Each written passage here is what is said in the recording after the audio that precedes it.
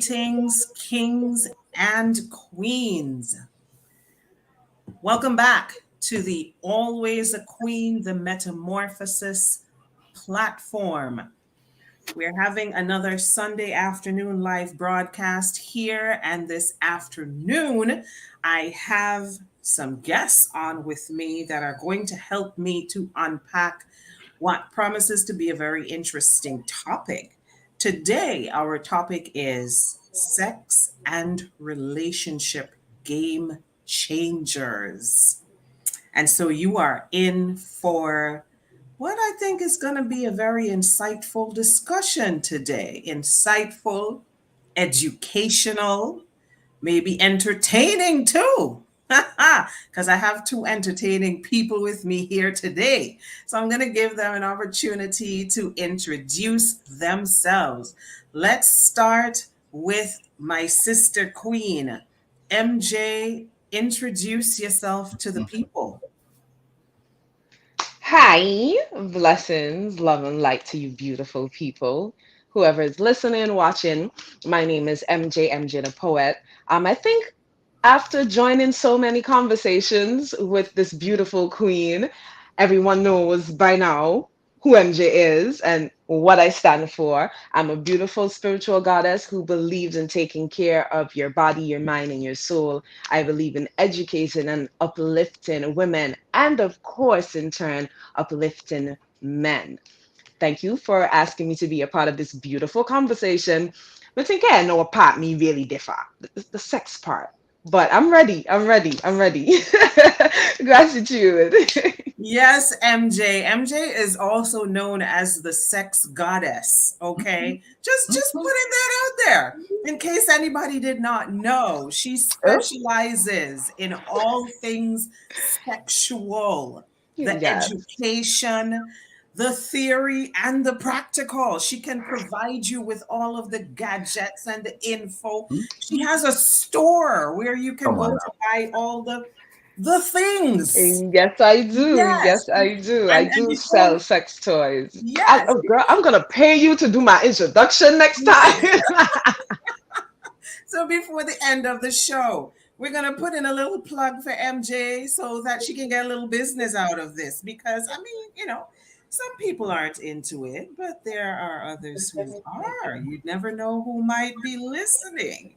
So let's go over now to our king on the panel, Dr. Brown. Please introduce yourself to the Yes, good people. afternoon, everybody. First and foremost, Teresa, I'm happy that I'm finally meeting a sex goddess. I've never met one before, and I'm sure that I'm going to learn a lot from her because to claim that title, it means she has a lot of experience under her belt. But my name is Jason Brown. It's always a privilege and an honor to be on this show. Therese, you just know how to capitalize my time. I cannot say no, even if I want to say no, I just cannot say no. And so I'm happy to be here. The topic is very interesting. It is one that all of us should want to listen and also participate in. And I hope that persons listening to us would want to give us those questions. Anything related to sex, I know MJ will be able to answer because she has it down pat. I can say a little about relationship. And I know Kadim, the specialist can do everything. So Oh I'm my just here to God. participate in the little percentage I can. So thank you for having me, Therese. And I know we'll have a wonderful time. Listen, I cannot sit here and allow you to just throw Kadim under the bus like that. I mean, why? Why you like this, Drayson? No, Look, I'm just promoting Kadim. I'm promoting Kadim. people already putting eyes in the chat. Eyes are now on Kadim because of what you just said. But people watching. But I want to pause before we go over and let Kadim greet the people. I just want to pause for a moment and say congratulations publicly to Drayson. I have already told him personally. Drayson is my brother from another mother. But publicly, I want to say congratulations to my brother Drayson, who recently got married to the, Woo! the beautiful Mrs. Josette Brown. That sounds so nice coming off of my tongue. Mrs. Josette Brown. Yes, of course. Lovely. I want to say congratulations to the both of you. I love y'all from the bottom of my heart, and I wish you nothing but the best. Whatever you wish for yourself, I wish you that plus some extra. Right? So, from the Always a Queen, the Metamorphosis family, we're sending you huge congratulations and hugs on this new season of your life. Thank you. All right. So now we move on to Kadeem.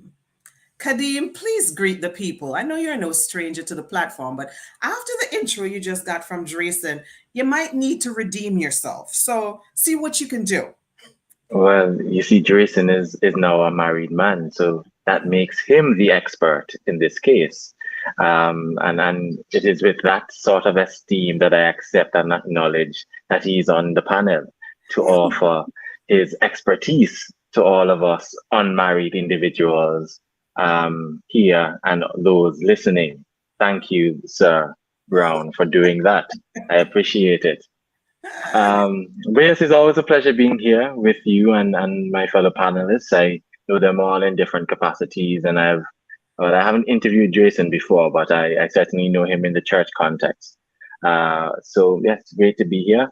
I am a conscious observer of life, as I like to say, and it's from that observation and perhaps my experience in medicine or communications, whatever it is, that I bring to these discussions. You know. I hope I can continue to add. Excellent. I'm sure you can. I have no doubt. That's why you're here, because we know what you bring. All right. So let me greet some of the people in the chat section, because the chat section is already on and popping. I need you to know that. And we haven't even gotten into the discussion yet. So let me greet the queens that I see over here. I see Saran. I see Anju. Yes, I think that's it for now. Greetings, queens. So you mean between the two of you, you have this chat section popping off so much? It looks like if there are 10 people over here, but it's only two of you. It's only two of you so far. What are you up to? Saran sends congratulations to you, Drayson. All right, so let's jump right into our conversation. Our topic today. Hi, Shamara. Welcome in. Welcome in. Thank you for being here.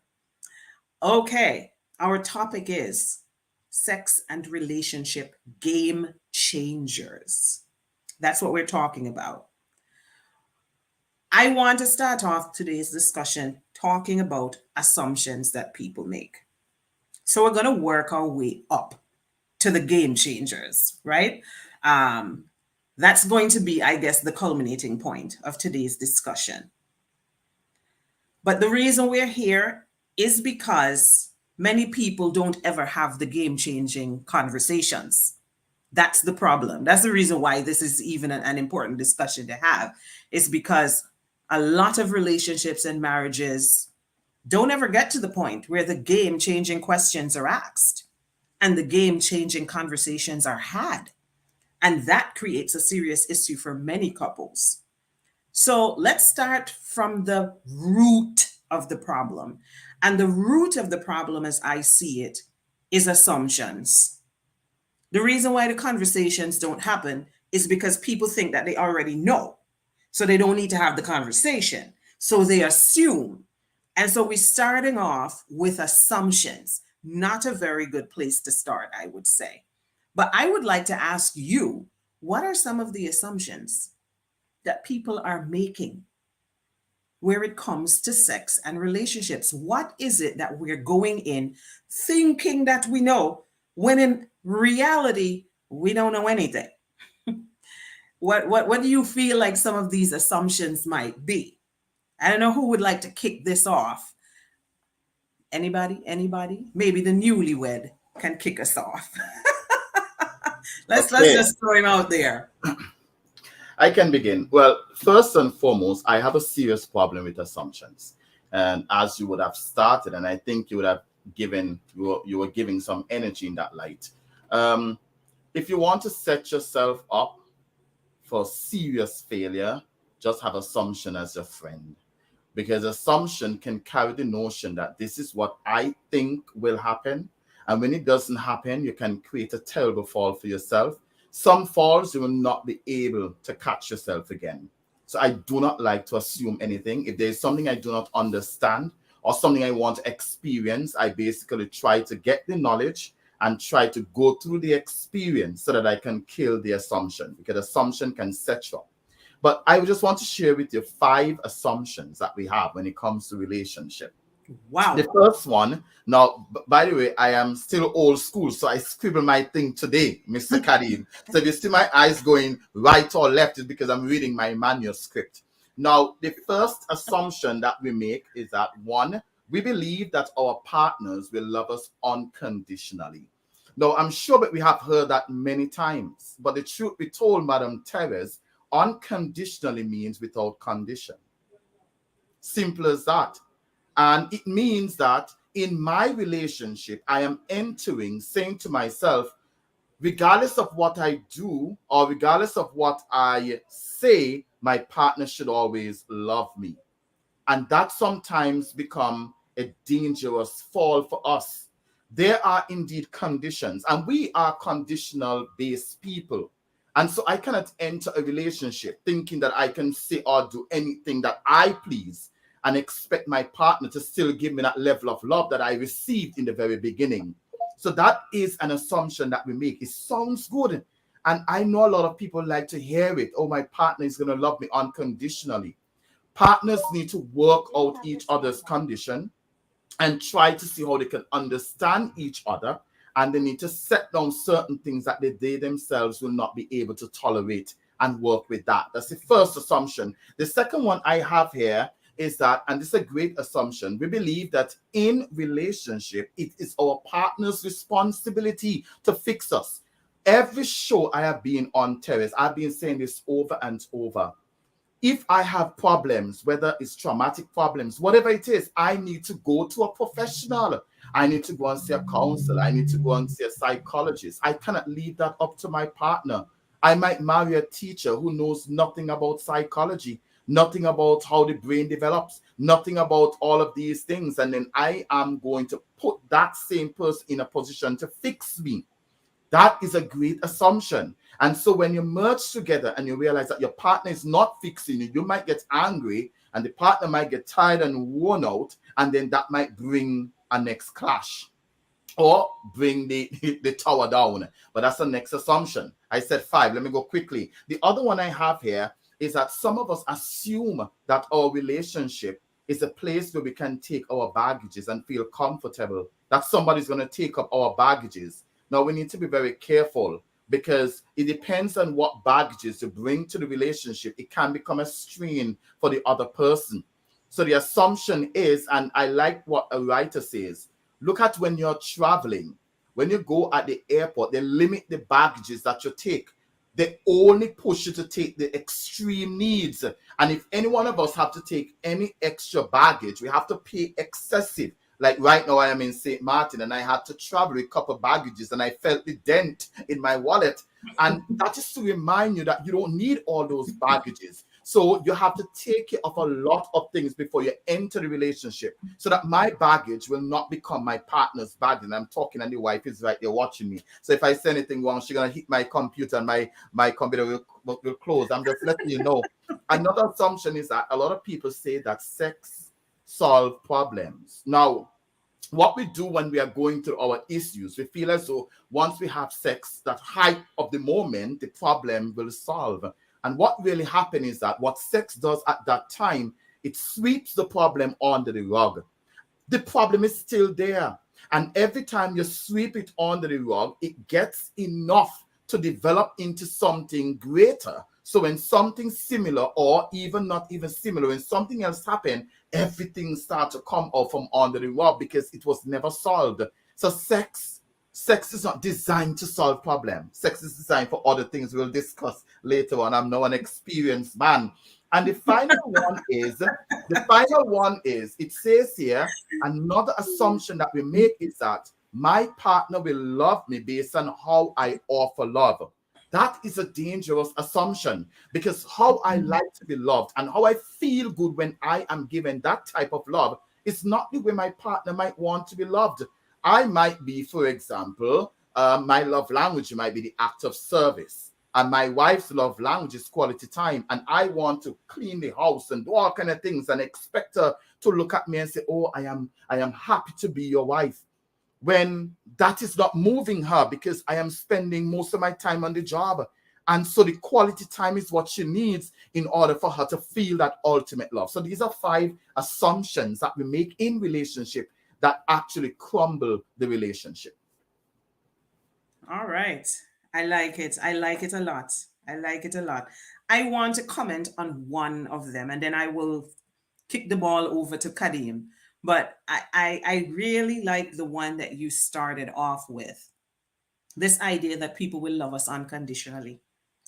And people interpret this to mean that basically I can do anything I want. It doesn't matter what I do or what I say. If you love me unconditionally, you will stay. You can't leave me, because then that's not unconditional love. You lied to me, right? And I think that this is such an erroneous school of thought, because who in the world is going to put up with somebody just doing and saying anything they want in the name of unconditional love? That is not how this works. I like to say that love may be unconditional, but relationships are not unconditional. And you can tell me if you agree or disagree. Perhaps love might be unconditional. You know, if I love you, I love you. But the relationship that you and I have, that's not unconditional. That relationship is most definitely conditional. It is heavily dependent on you meeting certain specific needs and expectations that I have. I am not going to stick around to put up with disrespect or toxic behaviors or anything along those lines just so that I can remain close to you. No, that makes the relationship, I think, conditional. I stay in the relationship on the condition that you treat me the way I should be treated, and vice versa. But I like to also say, the fact that I love you doesn't mean that I won't leave you. I tell people that all the time. I love you does not equate to I will never leave you. I can love you and still leave you. That's a thing, right? And so perhaps the love is unconditional. The relationship is not. So and sometimes the truth is that the people we love are not good for us. You can love somebody, truly love them, but they're not good for you. And you have to walk away. And so, yeah, unconditional love, but definitely not unconditional relationship. That's my position. But I'll wait to hear what the others have to say. Let's hear from you, Kadim. What are the assumptions that we are making? And of course, feel free to comment on the assumptions that Drayson shared. I think I'd like to adopt all of them and sort of build on it and say that there are all sorts of assumptions that people make going into a relationship. And it ranges from person to person based on what they are expecting out of a relationship, what they're expecting out of companionship, what they want to see in another individual, how they want to be treated. And it depends on the conversations that they are having, whether or not they'll know that these assumptions will be fulfilled in fact, because we all sort of assume that when we see a person in a certain setting that they are there because they understand that there are certain levels of social graces that they must have. So if you see someone in church, you understand that they perhaps should know that when the processional is starting to play, and they see everybody get up, that they too should get up. It's just a social understanding. So when you engage in a relationship with someone who you're seeing in a certain social setting, you automatically start making assumptions. This person can have a conversation with me. This person should be able to have a rational dialogue with critical thinking involved. So we already start making assumptions from the moment we meet someone, you know? So for me, I would say that there are a numerous amount of assumptions that people make. Uh, and I would like to stretch a little further and wonder why people are not asking the critical questions they need to ask before they get too far, and make those assumptions a virtual reality that they exist in, and then find out that they're in trouble when that reality is smashed by the actuality in which they live in. Yes, a little philosophical there, but I hope that translates.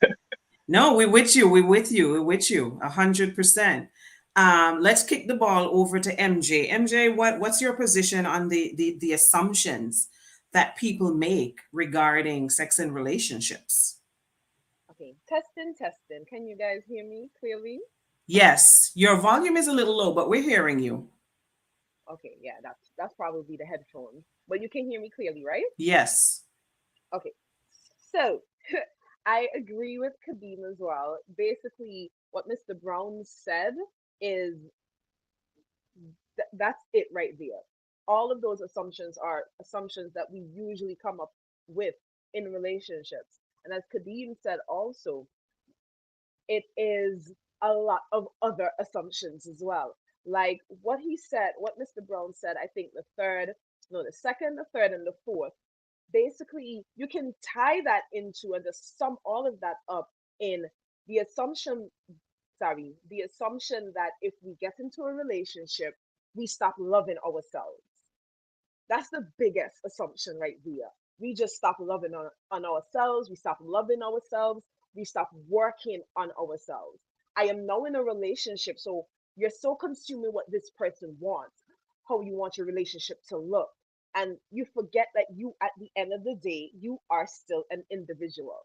So we have that big assumption that once we get into relationships, we lose all individuality. And that is nothing but a crock of no, that's not it. You are supposed to still continuously work on yourself being in a relationship.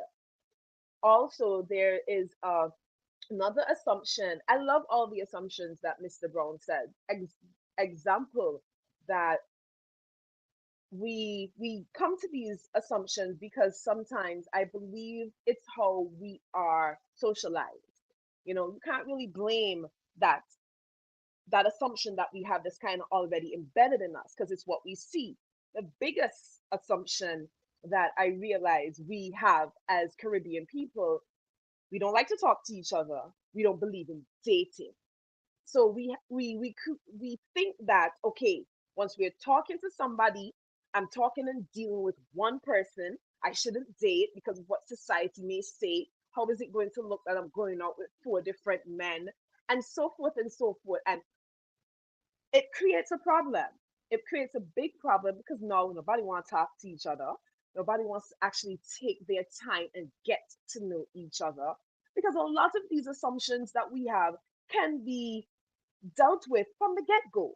If we would just sit down and talk to each other, sit down and learn each other's love languages. And this is something that I had to learn over the past couple of months. It's not just about learning love languages. My therapist said to me, it's not just about learning your partner's love language, but you also have to learn different types of communication. Because I love to communicate. I love to communicate. I communicate very well, as you can see. I'm articulate. I know how to put it down. I speak with passion. But then I may get myself into a situation or start to date someone who does not communicate like me. They do communicate, but they don't communicate like me. So it is very, very vital that we learn communication styles as well as learning love languages. How does that happen? What does that look like? You have to date, you have to talk. But you know what? All of this comes back to, all of these assumptions still come back to how do you take care of yourself? Because as you guys said, love is not unconditional like that. Nobody's gonna sit down and watch you literally mess up every day, watch you sit down and burn your hand every day, and just sit with you and not tell you, hey, you're burning your hand and it really makes sense. Why would you want to be in a relationship with someone who coddles you like that and doesn't tell you the truth and let you know, hey, you're messing up and stuff like that? Because sometimes it's hard to even face our own truth. It's hard to even face ourselves.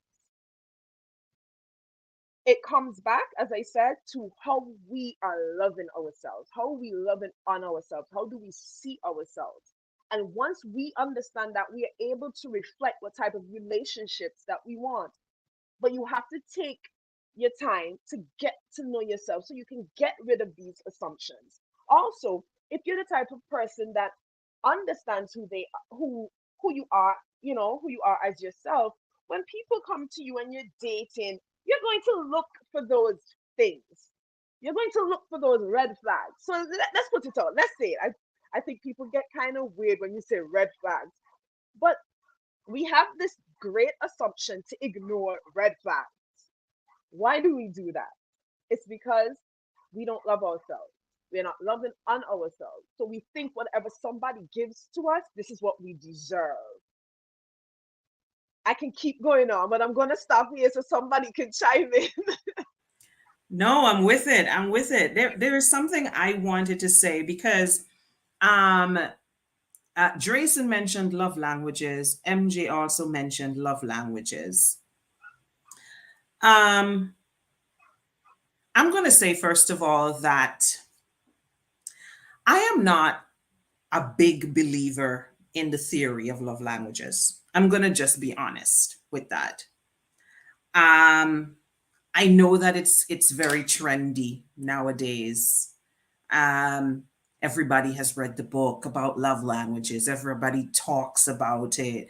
Everybody wants to try to implement it in their relationship, and I don't know that everyone really looks at it from a critical perspective. I think we look at it from the perspective of the person who wrote this book is an expert. They must know what they're talking about. And so I am just going to swallow this wholesale. I will not question any of it and whether or not it applies to me. I'm a psychologist. I don't read anything that anybody wrote and just swallow it wholesale. That's not what we do over here. I look at everything from a critical perspective. I view it from the premise of human development in psychology. And if I view it from that perspective, then I view it with the understanding that no two humans are the same. And so it's really difficult for me to just completely buy into the love language theory. I believe that these love languages do exist. Let me say that. I believe that these love languages do exist. I do not, however, subscribe to the theory that we all have one. I believe it is very possible that there are human beings with several love languages who love to be loved in a variety of ways. I also believe that there may be human beings who don't have any of the love languages mentioned in this theory, because I don't think that this theory is exhaustive and that it has covered every single way that somebody could be loved. There may be others that were not mentioned in this theory. This is somebody's theory that they sat down and thought up. Somebody sat down and thought up this theory, just like all the other theories in the field of psychology. A man sat down and thought them up, or a woman, and then wrote them down in a book. And we believe it until somebody writes the next book. That's how the field of psychology evolves, right? And so I do not fully subscribe to the idea that we all just have this one love language and that we just need to find the partner who can love us in that love language and then everything is fine. I don't think that's how it works. I think it is quite possible that I could love to be loved in several ways, depending on the situation and the circumstances and the context. Sometimes I do want acts of service. Sometimes I do want affection. It just depends. Sometimes I want quality time. I want a variety of things from my husband. Therese, that's the way you interpreted the everything. Why do I sound like that? That's the way you interpreted the findings, the book. Yes, that's my perspective on it. Personally. That's my personal perspective. Because when I actually didn't read the book. I didn't read the full book. What I did the quiz, and that's how I found out about it. When I was doing the show, Let's Talk Sex, my co-host mentioned it. I think she read the book. She gave me the quiz to do. But when I did it, I didn't think that it was saying you have one love language. It brought up to me all my love languages, but it brought up to me the main one. To Mhm. me, it was spot on. The main one was spot on because I am a poet. I'm a woman of words, so my love language is words, words of affirmation. That's how I want to be loved. But it also, to me, it didn't really say find someone that speaks this same language. It basically helps you to understand the other person's language so that you can understand why this person is showing you love in that way, and you can see if that matches with you or not. Because I remember the acts of service one, I've encountered somebody acts of service, meaning he will, and gifts, meaning this individual will buy me stuff, get me stuff, and then as a woman you think, oh, this a guy, oh, you're trying to buy my love. But then you realize, no, it's not really that. He's affectionate with getting people that he cares about things. He would do something for you once he cares about you. That's just the way he shows love. And it's because of probably how he was raised. He saw his father showing his mother love that way by doing things for her, buying stuff for her, doing stuff around the house. So then I took the negative thought that, oh, he tried buying me. I put that to rest because it really wasn't that. That's just how he expresses his love. And I was able to understand that this is his way, and I was able to take the negative thought. I think it helps. If you understand what I'm trying to say, that's the way No, absolutely. I agree. I that's the way agree I with you. interpreted it because I didn't actually even read the book yet. I should probably read it, but I'm just saying. Hey. Yeah, but just to add one other thing, I do agree with what you're saying. I do agree, which brings me to another quick point I want to add. And that is that you cannot and probably should not try to talk somebody into or twist somebody's arm into loving you the way you want to be loved. I think it's great if you find a partner who loves you the way you want to be loved. I think that's great. What I don't think is so great is that a lot of people, because of this love language theory, have taken it to mean that when I have a partner or find a partner, that means I'm supposed to tell my partner, this is my love language. I'm going to need you to love me this way. Okay? This is what I'm going to need from you. And if the person is not following through, then we think immediately something is dysfunctional about this person. No, nothing is wrong with the person. Absolutely nothing is wrong with the person. That is not how it works. You may want to be loved a particular way, but you cannot force anybody to love you the way you want to be loved. You, however, get to choose. You are supposed to be observant and wise enough to deduce how that person shows love. It may not be the way you would choose, but that is how that person demonstrates that they love you. And then you get to choose if you want to participate in the way that person loves. You get to ask yourself the question, is this acceptable for me? Like, I would probably prefer this, but the person is showing me their love in this way. Maybe I should just accept it. Could I live with this? Is the question that you're going to ask yourself. And if the question is no, if the answer is no, that's not your person. Right? And so I feel like people don't necessarily approach the love language theory as it was meant to be approached. I think people have used it to throw up walls and to set some boundaries that are actually doing them more harm than good in their relationships. And so that's why I encourage people to approach it carefully, approach it with wisdom. Don't throw the whole thing away because there is some merit to the theory, but approach it with wisdom and understanding. Right? That's it. I want to go over to the chat section. But when we come back, I want us to talk about why people assume. Why are we afraid to ask questions? Like, where did that come from? Because the reason why people are assuming is because they don't want to have the conversations. Like, they don't want to just come right out and ask you. So what do you like? What do you like to do? What turns you on? Nobody wants to ask those questions. Like, like people feel like it's awkward to have certain types of conversations when they're dating somebody. Where did that come from? Why are we afraid to ask questions? What do we think is going to happen if we ask a question? Like, think about that. I'm going to go over to the chat section for a minute, and then we're going to come back. Yes, Tracy.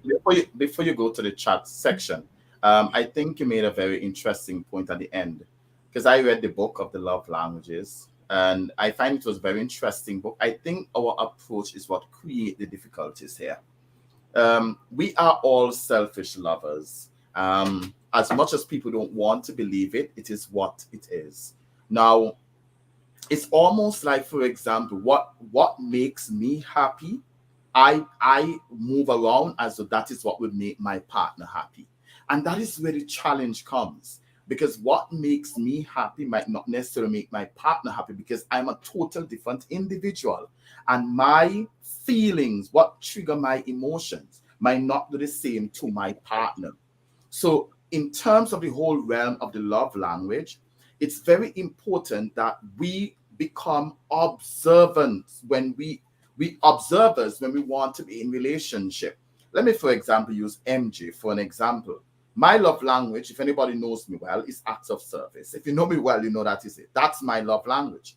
And because that is my love language, that is what triggers me and make me feel good. I meet MJ, and then I start to do the same thing for MJ, because I wanted to feel the way I am feeling inside when somebody does that to me. But MJ might not actually feel the same way at the same level, because that is not what triggers that emotion. What triggers the emotion might be gifts. No, I don't have no money, so I am not buying no gifts for MJ. And you see the challenge that is happening there? The challenge that is happening is that MJ is not going to reach her peak because homeboy don't have money and homeboy doesn't believe in spending. So if I want to carry MJ to the peak, then I have to tell homeboy, find the money and buy the gift. That is it right there. Now, in terms of the whole balance, now, I mean, I believe all of us are unique individuals and we have much more than one love languages. But the challenge is there is one that peaks. Now, MJ might also love my quality time. But if she has to choose between me going to fight war and sending an expensive perfume, she will choose the perfume.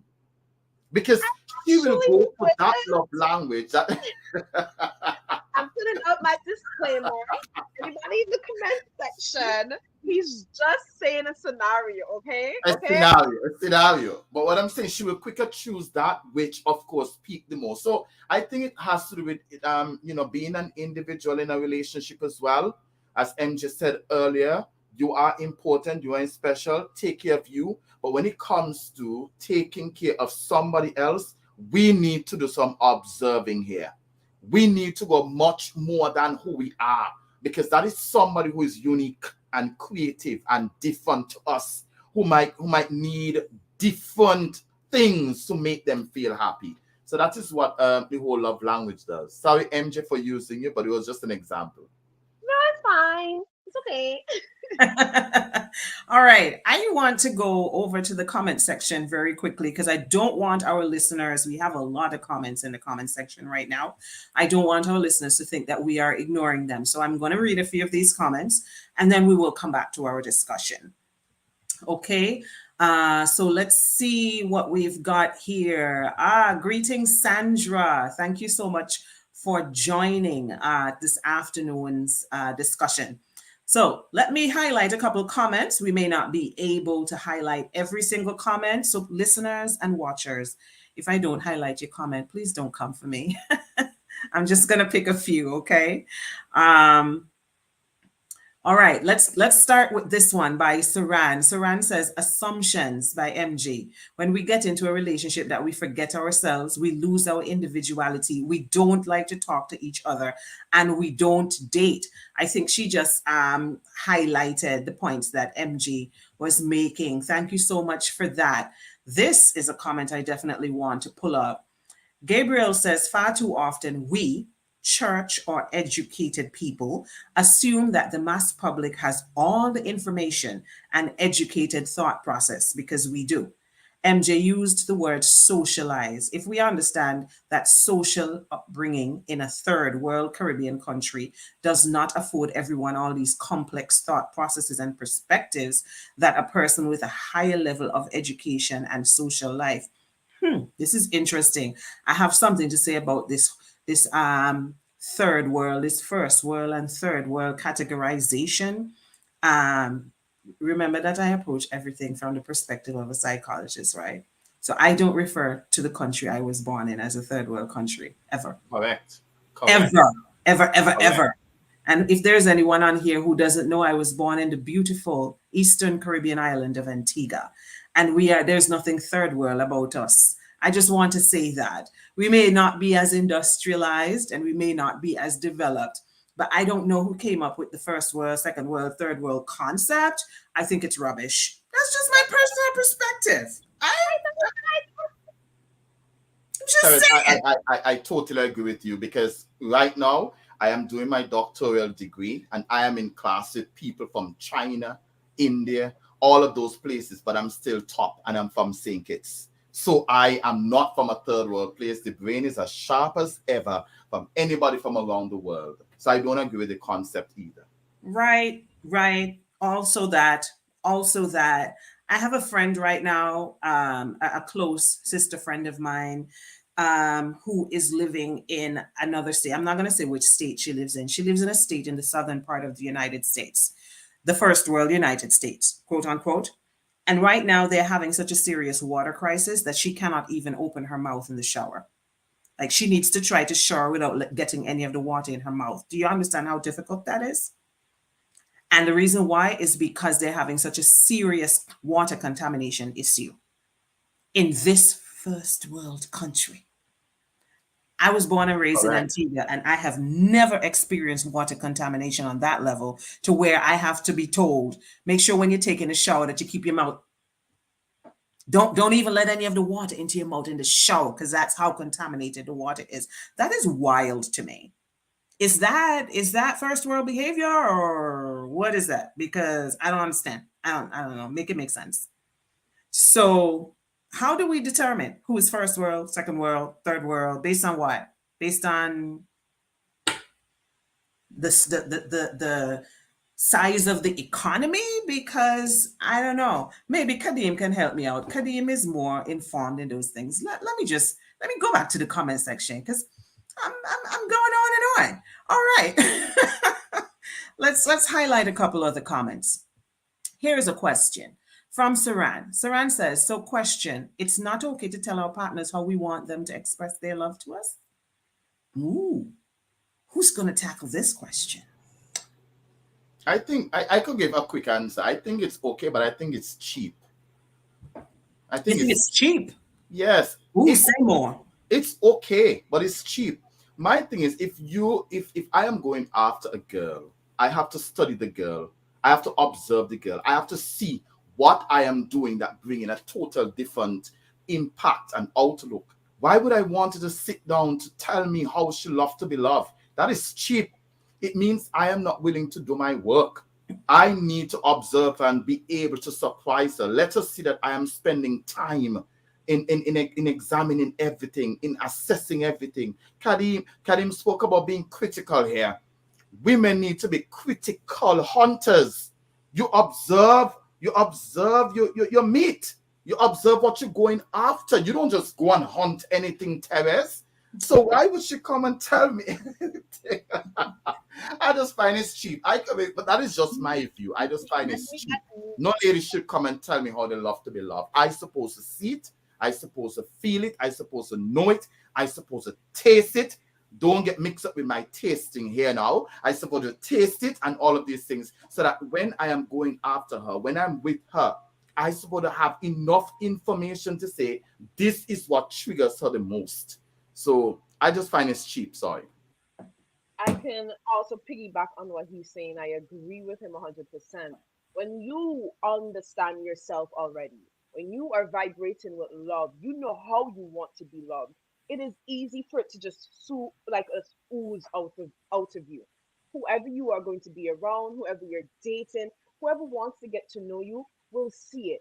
It's going to be on the way you speak, the way you carry yourself, your mannerisms, the conversations that you're holding, the time that you take with this person, what you're saying to this person, what you're not saying. And once this person is really serious about getting to know you, they will be observant. They will be picking this thing up. So you don't need to be sitting down. Like I remember some years ago, a friend of mine, I don't know if she's watching, her name is Sharissa, Dr. Sharissa. Kadeem would definitely know who I'm speaking about. And she did a piece about, back then, you remember Japan, MySpace and so, and somebody's saying to me, tell me about yourself. Or tell me about yourself in a sentence. Something like that, the pickup line used to be. And she basically wrote a poem and said, how am I going to tell you about all this awesomeness in one sentence? Are you kidding me? No. So then I'm not going to sit and have a conversation with you and tell you exactly how I need to be loved and how I want to be loved. It's too much to be said. You're going to see it already because I vibrate with love already. I'm going to be able to show you and tell you exactly by the conversations that we are having, the way I carry myself, you're going to know. MJ, no nonsense woman.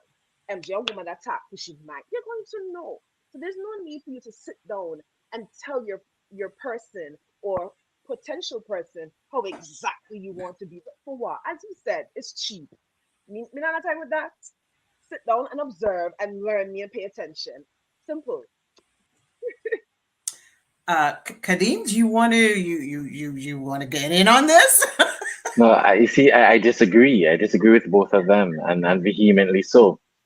You see, I think observation gets you into the classroom. It gets you your bachelor's. It's what makes you introduce yourself and go on the first date and the second and maybe the third.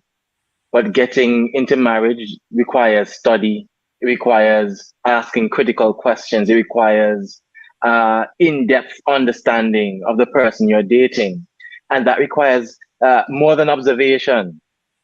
You want to be able to write a thesis about the person you love because you have that in-depth understanding. And I say this because I know that for me, the things in a relationship that get me really upset are not the things that people traditionally think should make someone upset. For me personally, it's just something I know now. Before I thought I was just odd, but it's just how I am. So it's not necessarily forgetting my birthday, but if you forget to do something mundane like pick up, turn off the lights when I ask you to turn off the lights, something mundane like that, shouldn't seem like a problem. But that irritates me. Not paying attention to the smaller details. Those are the things that drive me crazy. And that's not how most people approach a life. We are making an assumption by believing that everyone has the capacity to observe on a level that will lead you to understanding a person to on that micro level. It is not a skill everyone has. And we assume that everyone has that skill. So when you get to a space where you're realizing, no, this person is genuinely an amazing person. They have skills and attributes that I find attractive, but they're doing this one thing that drives me crazy. You're not gonna say, "Hey, why are you doing that?" Or, "Can I understand a bit more about where this is coming from?" Because you're now getting to a place where it's not about the macro issues.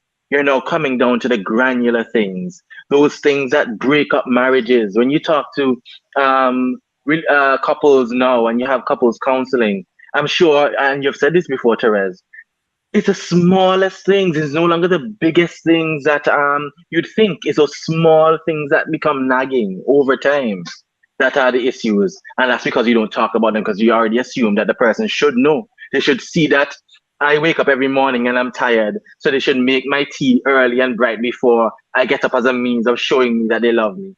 But sometimes you just don't see those things.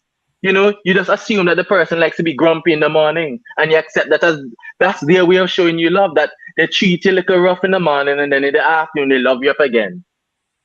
That could be an assumption too. You know, we can't go in making assumptions, and it must be a place where we say, hey, this is how I want to be loved. This is how I want to be treated, because you're not doing it quite right. You know, it's not quite what I wanted. Even with sex, Therese. You know, we all go in with the assumption that we know what we're doing, because we all were born with um, the biological implications to allow it to happen. But how you love me may not be how I want to be loved. What you want to do may not be what I may be into. But you assume based Just on because, biological just because they have understanding of the things. equipment.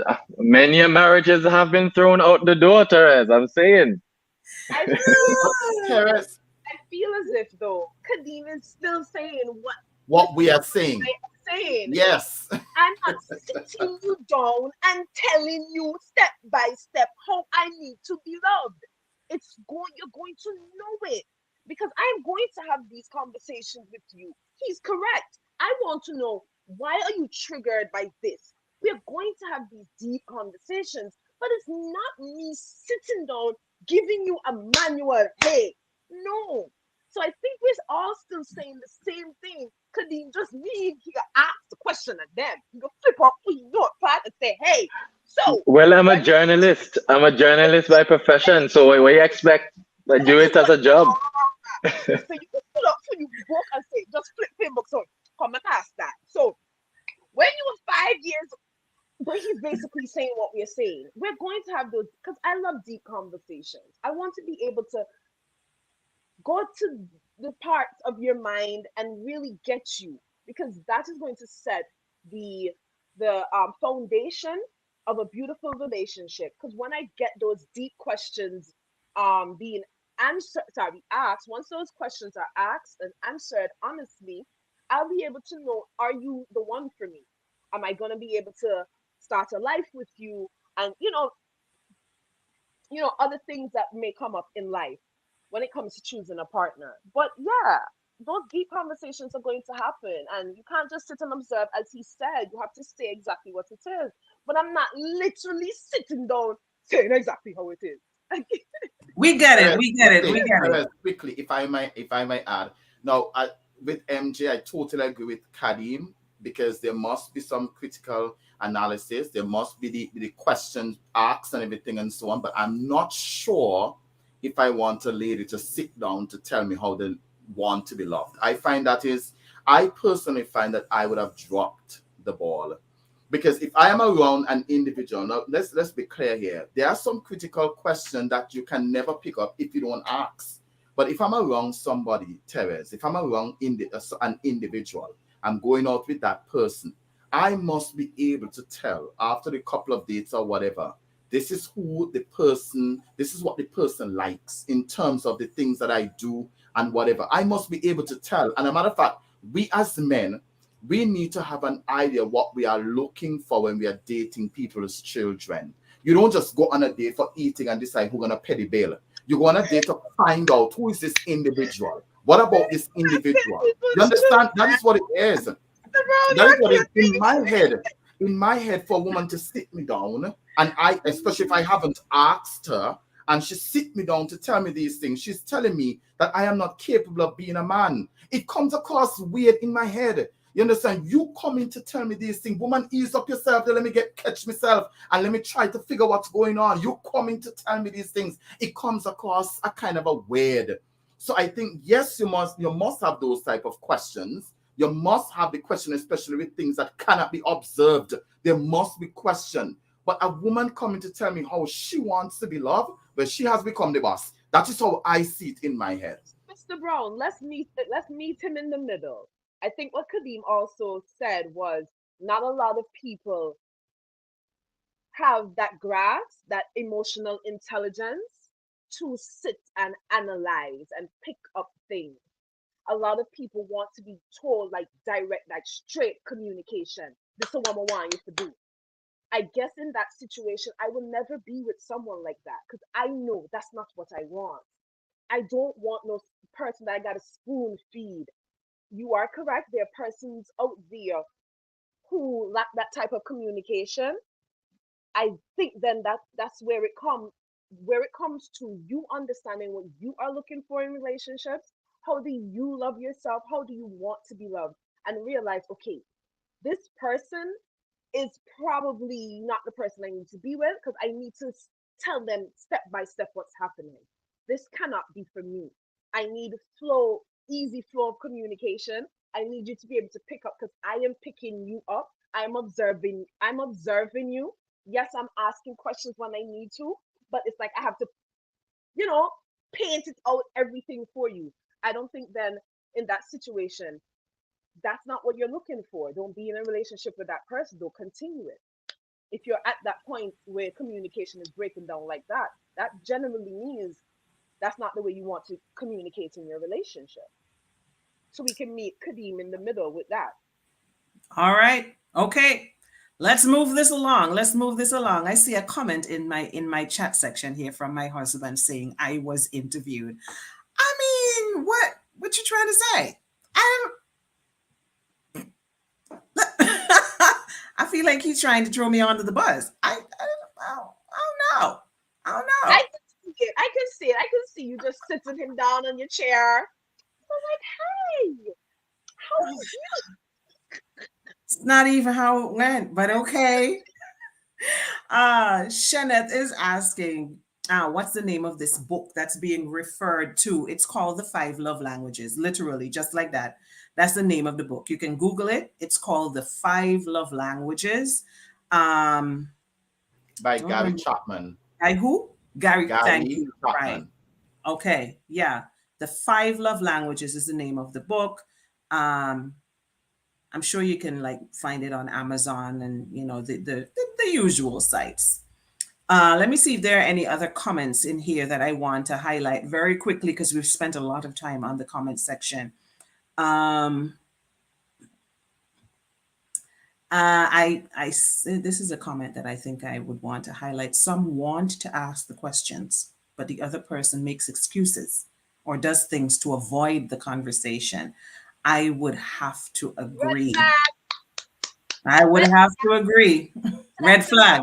Red flag. Stop ignoring red flag. That's a red flag. That right there is a straight. That either means this person does not understand their own trauma. This person lacks a bit of that emotional intelligence. This person is not ready to face their trauma. It means that you are obviously ready to have these conversations and you understand what your trauma is. You understand these conversations and why you need to have them. So that's a red flag. So stop right here, pull up the brake, and you come off of the bus. Simple. Yeah. Exit stage left. Yeah. Here's a question that I would like for us to tackle. How can we ask our lovers to become completely vulnerable with us if we become displeased if they don't express their love in a way we want it to? Do you understand this question? I think it's an interesting approach to how individuals respond to each other. And I think it comes back down to what everyone has sort of touched on for the afternoon, that is getting to know yourself. You have to know yourself entering into a relationship if you want to navigate issues well, such that when someone does something that you don't necessarily like, you're able to acknowledge it. You're able to raise it in a way that is productive and not destructive. they're able to have a conversation that is constructive surrounding it. So with that as well, you're able to say you've gotten to a point where something that is happening is not tolerable, you know, that you won't compromise on this one thing. Because I think sometimes individuals believe that because you have ticked so many boxes, it means that you can't let go because you don't tick one box. If that one box is important enough, then it's okay. It's okay to say, you just don't meet everything because this one thing is important enough for me. And sometimes for the other person, you not being able to make that compromise may be dissatisfactory. It may not be something you may seem hard and fast and unrelenting, but that may be the difference between you having a happy life and having a life of misery. So I think it all comes back to being honest with yourself and knowing what your boundaries are, knowing when to say when, and Mhm. knowing when to, compromise. Yeah. I'm looking at this question, and for me, it sounds like um, this listener has confused two issues that for me are separate issues. One is being completely vulnerable with your partner, and the other is expressing love in the way the person wants you to express love. I don't really see them as the same. I think they are two separate things. I can be completely vulnerable with my partner and also express love in the way that they want me to, or not. Maybe we have two very different love languages, and the way I show love and the way they show love are not the same, but I am still vulnerable with them. I don't see them as really being one and the same. So I don't know. You can let me know what you think, but that is really how I am seeing it. That's the perspective I am looking at it from. I think both issues don't necessarily cancel each other out. Is what I'm thinking. Um, I seem to have lost my panelists. Are you with me? No, I'm here. I'm here. I'm Oh, listening. okay. All right. No, I saw I noticed my entire screen went blank just now, so I was wondering. I think we lost Dreesen. Let's hope Yeah. Dreesen is able to rejoin us.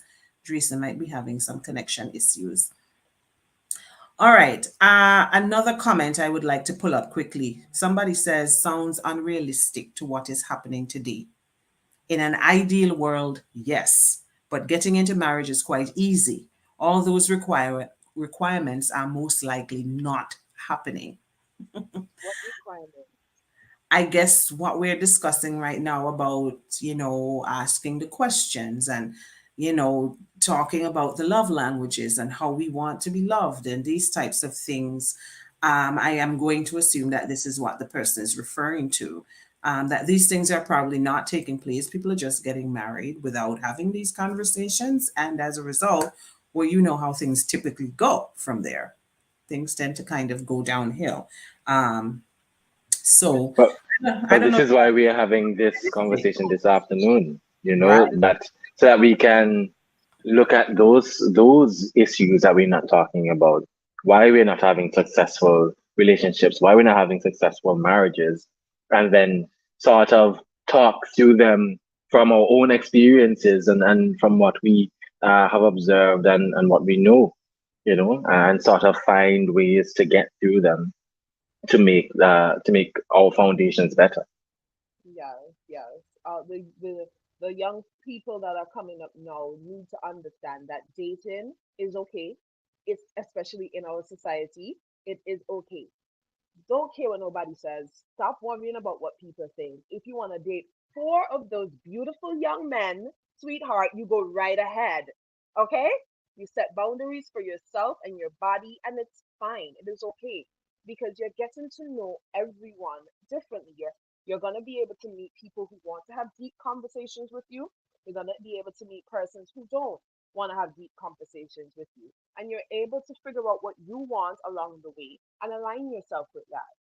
So this is why we're having these conversations. So the next generation that is coming up can make better choices, can learn how to lay down that foundation. None of us are perfect.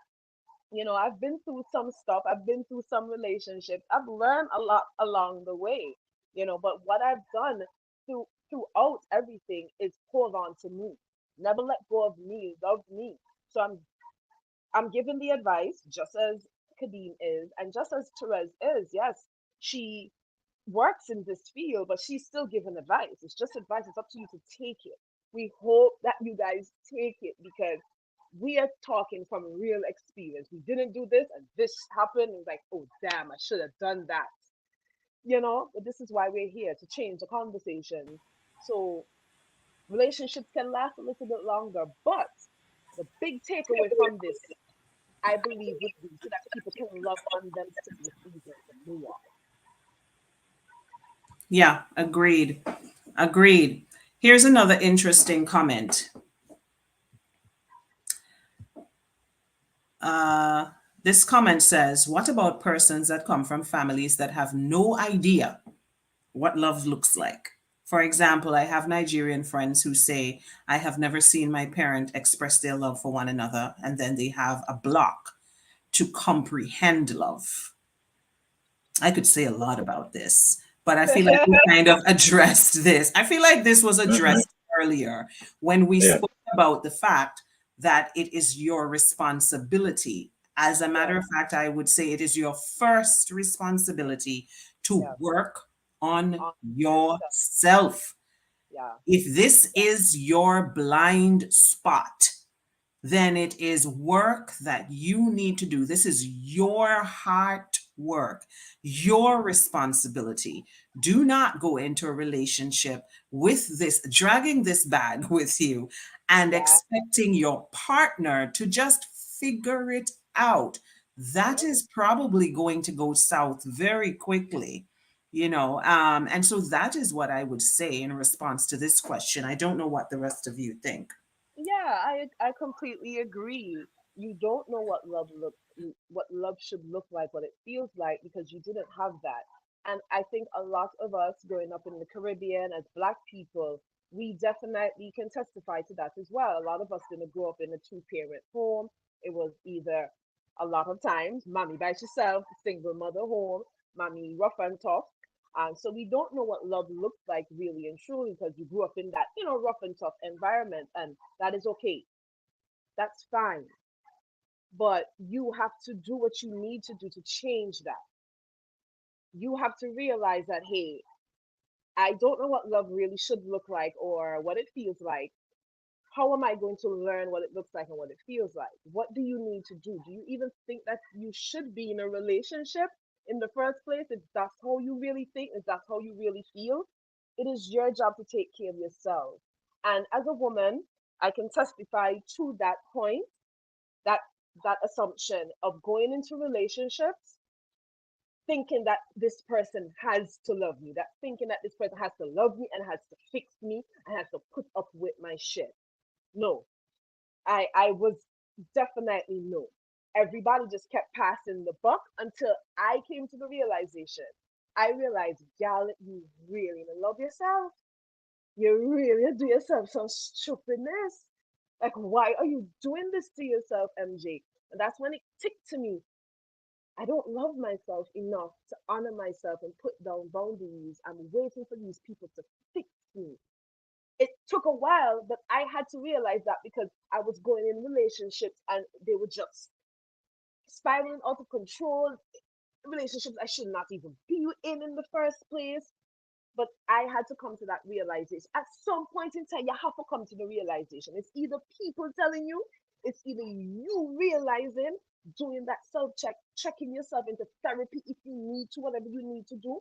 But at some point in time, you realize, yo, me do this way and this will now work. You try to you know, realize at no point in time you realize that this way you do something now work. No man, no man. You need to come and will I come again. when you do realize it's your job to take care of yourself and love on yourself and fix your shit. It ain't nobody else's job to fix this shit but you. Sorry for my Therese, if I may quickly before, MJ is so correct. I mean, if the thing is that we have been finding so many excuses. Relationships dynamic, you're entering in a union with somebody, you're entering in a partnership with somebody. And if I am going in business with you, Therese, you will only choose me if I have certain things down pat. So first and foremost, we have to work on us individually, whether you get it at home or you get it wherever, get it somewhere. I grew up in a house with a mother, no father figure. I did not know how to treat a woman. I did not know what to do to show my love to a woman. And guess what happened? I had to cling on to my uncles, and I had to listen to stories from others. I had to read. I had to push myself beyond what I grew into in order for me to know what to do. So we have to find that. It's unfortunate. That's how so many of us grow up. We don't have a lot. We miss a lot, but we can get it. And so those persons who have that experience, it's not impossible, because I am right here and I am an example of it. My mother never said to me, son, I love you. But I know she loved me because I look for certain things. But I cannot come into my relationship now and say, my wife will look at me and see me doing something and know that I love her. I have to say it. So I had to learn. And learning was tough, but I got it now. And it's simple. So it is possible. I think her next question, the same person that's commenting, her next question basically leads into what Mr. Brown just said. He said he looked at his uncles for examples and so forth. How can this person look for examples? Conversations like this, I guess.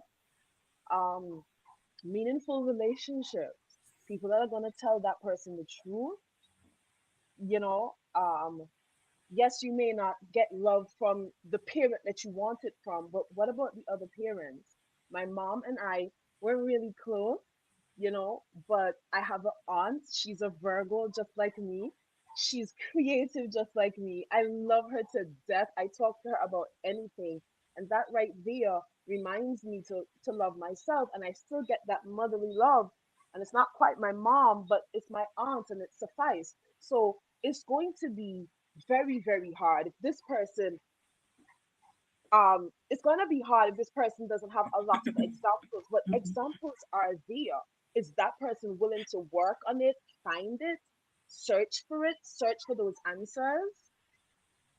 I wanted to jump in here as well and say that this is why I advocate for women sort of being vocal about what they want and when they want it and how they want it, especially from men, because we have come to a place where we have movements that empower women, that are showing that women can be fulfilled and take roles up that are prominent roles, and as they should. But we have not been doing the work with our young men as well to help them to understand that being a whole man also means listening to the woman that you love. Being a whole man also means advocating for her and being a protector, and also not learning when to step back and allowing her to step up in a way that will make her feel dignified as a woman. Those are all things that we also need to learn and understand and sort of come to knowing. But that takes a woman saying, "Hey, you're not ready. You're not ready yet."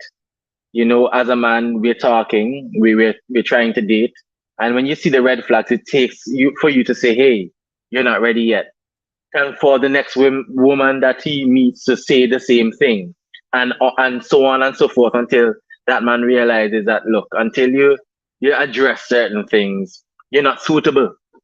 You're still a boy. You're not a man as yet. You're not ready to step into the realm of being a husband. You're not ready to father a child. A lot of the societal issues we have stem from that discussion, because Khadija, we like. No, one second. do that. That's what you're saying. You're saying that women should say these things. Yeah, I'm saying women should be proactive in letting men know when they're not suitable. and explain to them why too, so that they don't make the same mistake over and over again. Because we live in a society, and I know we don't like to make these generalizations about how men are socialized versus how women are socialized, and why men do certain things, or why women do certain things. But we have to take some sort of consideration to the fact that we have more men in prison than we have women in prison. We have more men that are committing acts of violence against women than the other way around. There must be some other reasons for this. Socialization must come into play. And until we start correcting those behaviors by saying no when no needs to be said, and putting down your foot when your foot needs to be put down, then the standard will never be raised.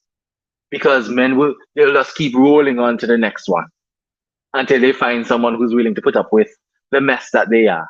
And that's how I feel about that part. All right.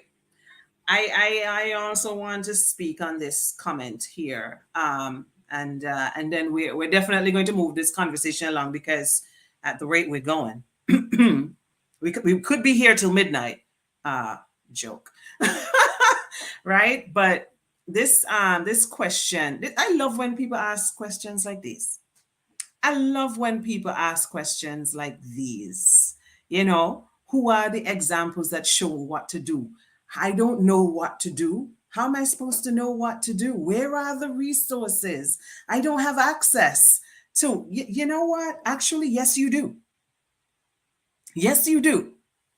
This is 2022, not 1802. You know what that means? That means that ignorance is a choice. That's what it means. In 2022, ignorance is literally a choice. If you don't know, it's because you choose not to take advantage of the fact that we quite literally live on an information highway. This whole world is an information highway right now. It's in your phone. It's on your computer screen.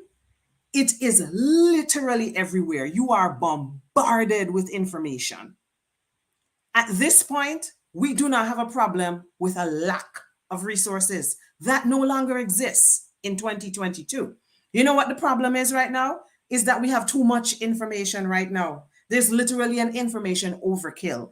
And the skill that people need now is to be able to wade their way through the information and to determine what to keep and what to throw away. Like, that is a skill that people literally need right now, because there's just so much. So there is no such thing as, so how am I supposed to know what to do? The fact that you're here watching this show, I mean, the information is there. There is absolutely, and I'm sorry if I'm being a little rough on this follower, but the teacher in me just came out. I'm sorry. This is the teacher in me. We literally don't have any excuse these days to walk around saying, I didn't know better. Also, if you do not have access, immediate access to people who perhaps know all the things that you think you need to know, go out and find them. Go out and find them. They're out there. There is always going to be somebody who knows whatever it is that you're trying to find out. And so I think that really we have moved past the time in our world where we can afford to just get away with, well, nobody taught me, so I just don't know. If I can add a little thing, your response is not going to be accepted well by many. You know why? Because a lot of us do not embrace change.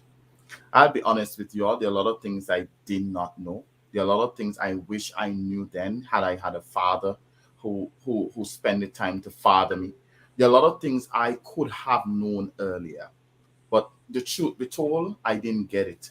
But I couldn't sit down knowing that I want to be a husband one day and just sit down and play idle and expect that just being a man is enough to qualify me to be a husband. We are so far from the truth. Man, just being a man doesn't qualify me. And so I had to do a lot of research. I had to do a lot of homework. I sat many hours and I spoke to persons I deemed as exemplary husbands to their wives. I sat down and I listened to them at length. And I am who I am today because I have decided to make a start for myself. And that is the reality for a lot of persons. But as I said, and I want to reiterate it, we can't any longer in this day and age, 20th century, 2022 to be exact, and still have issues talking about limitation when it comes to information. It's right there at your fingertip. It doesn't matter where you're from. And even if you don't have internet, you have communities. And even if you don't have communities per se that might not give you that you think is exemplary, you have churches still. You have different avenues that can be taken. But one of the things I will warn people about, don't get into a relationship unprepared. It is going to be chaotic and it's going to be difficult not only for you, but for the other individual. Get in after dealing with yourself. You might get in later than others, but hey, guess what? Deal with you first. Even if you start a relationship at the age of 50, whatever age it is, ensure that you work on you first. And this is very passionate from my heart. Ensure you work on you first. Otherwise, you are going to set up yourself to make somebody else's life a misery. And you might eventually become a greater misery in the whole process. So get the information, work on you, go to counselors, go to psychologists, go to the professionals. You have them in every single place. Go to people and sit down. Let them know what you have missed and let them help you to become who you are, who you will eventually become. And when that I doesn't was work, just tap by yourself and let people, girl, children alone. Simple matter. Yeah, uh, let me put a full stop on this. Oh, go ahead, Kadeem. I was going to say as well, you know, you have to be okay with having the standards that you have as well. I find quite often people would set a standard, I want my partner to be this. And when they're not finding that in the persons that they're meeting, they're upset with the world because the world didn't create their partner. No, you can't be miserable that you have standards. You have to be happy that you have standards. And and be thankful that the Lord is creating the person that you want to meet. And if you get to 90 and the Lord didn't create the person that you want to meet, it means that you weren't supposed to meet anybody. It's fine. You live a great life. You impacted the people around you. You know, I feel like sometimes people create the standards that they want, and then when people don't meet them, they're upset with the people and them around them for not meeting this. You have to be okay. You have to be okay with the fact that you are present enough that you're able to say, look, I know I can't be with a person who has stink feet. Because if I'm with a person who has stink feet, I'm going to be miserable. Plain and simple. And that's okay. Yeah, It's okay. Totally okay. When you're yeah, 50 and 60 and your eggs expire and you never had a child, fine. You have to be okay with it. Because you created the standards that you created. all And right. that's up. Okay. Right. To put a cap on this, I see um, my friend here saying I work as a healthcare provider in the state of New York. Incidentally, so do I. I am a psychotherapist in the state of New York, working predominantly with underserved communities. So I know the realities that you're speaking to, but I have to stand by my point. Ignorance is a choice, even with the things that I see on a daily basis. Ignorance is a choice. It is. It truly is. I don't, I cannot think of any circumstances under which I would allow somebody to get away with, well, nobody taught me that. So I don't know. I didn't know better. You know, maybe if the person is like 10 years old, I give them a Bly. But if you're 20 or 30 years old, and this is what you use as your explanation for not being a functional, healthy human being, I'm going to have to say unacceptable. Or I'm at going to have to least say work, unacceptable. or at least working to be Or a at least working on yourself, right? functional, healthy human being. You Terrence, have if you make one last point. Oh, sorry. Go ahead, MJ. No, I was saying you have the information. You have to love yourself enough to choose it. That's all it comes down to. You have to love yourself enough to choose it. And if you're choosing to be in a relationship, you have to fix the things about you that is going to impact that person. As Mr. Brown said, it don't make no sense to be in a relationship while you're miserable and you're making that person miserable. You have to get up every day and choose you. You realize you got some triggers. You realize you don't know what love looks like. You have to choose you. Get up every day and say, I choose me. I want better. How do I get it? Find it, hunt it down, run it down if you have to. Pay top dollar for it. You're paying for other things that are taken from you. Spend the money on the therapy, spend the money on the gym, spend the money on the food that's going to that's going to feed your soul and bring goodness to your body. Do what you have to do for you. That's all it is. Full stop. And once you love yourself, no matter what it be, you go choose them, you go find them, you go look for them. Because when I needed therapy, I went searching for it. You check? I went looking for it. And when I didn't have money for therapy, my therapist said to me, you want to come and see me? It's okay, MJ. Come.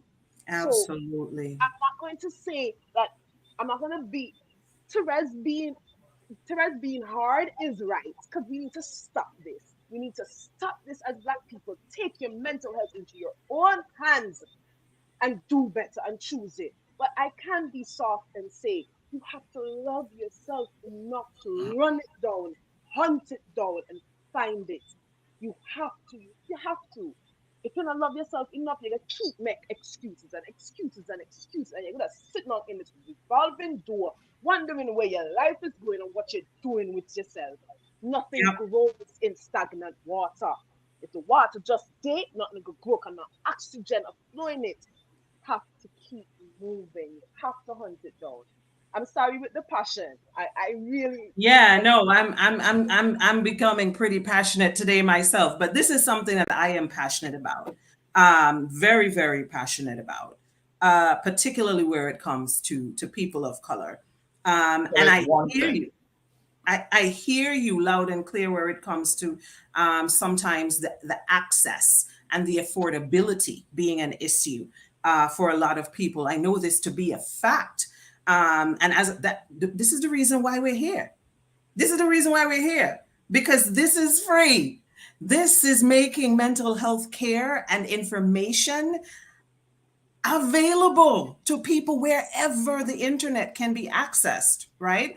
And many of us do a lot of pro bono work. We offer our services outside of this work that we're doing on the platform here. We offer our services to people who really want help but cannot afford it. They genuinely can't afford it. And you can't turn someone who genuinely cannot afford help, who really needs it, away. And so we do a lot of pro bono work as well, right? But the point here is access the services. They are there for you. Make use of them, prioritize it, make it as important to you as purchasing other things and accessing a lot of the things that we really prioritize in our lives today. We do not put our mental health at the top of our list of priorities as we should. We always feel like it can wait. It's not an emergency. It's not a need, but it is. It is. It's a need in the same way that you need food. It's a need. Access it wherever you can. And if there are places where you can access it for free, access it for free by whatever means. You know, this is yeah, go ahead, Drayson, because I'm super passionate about this at this point. Carry No, on.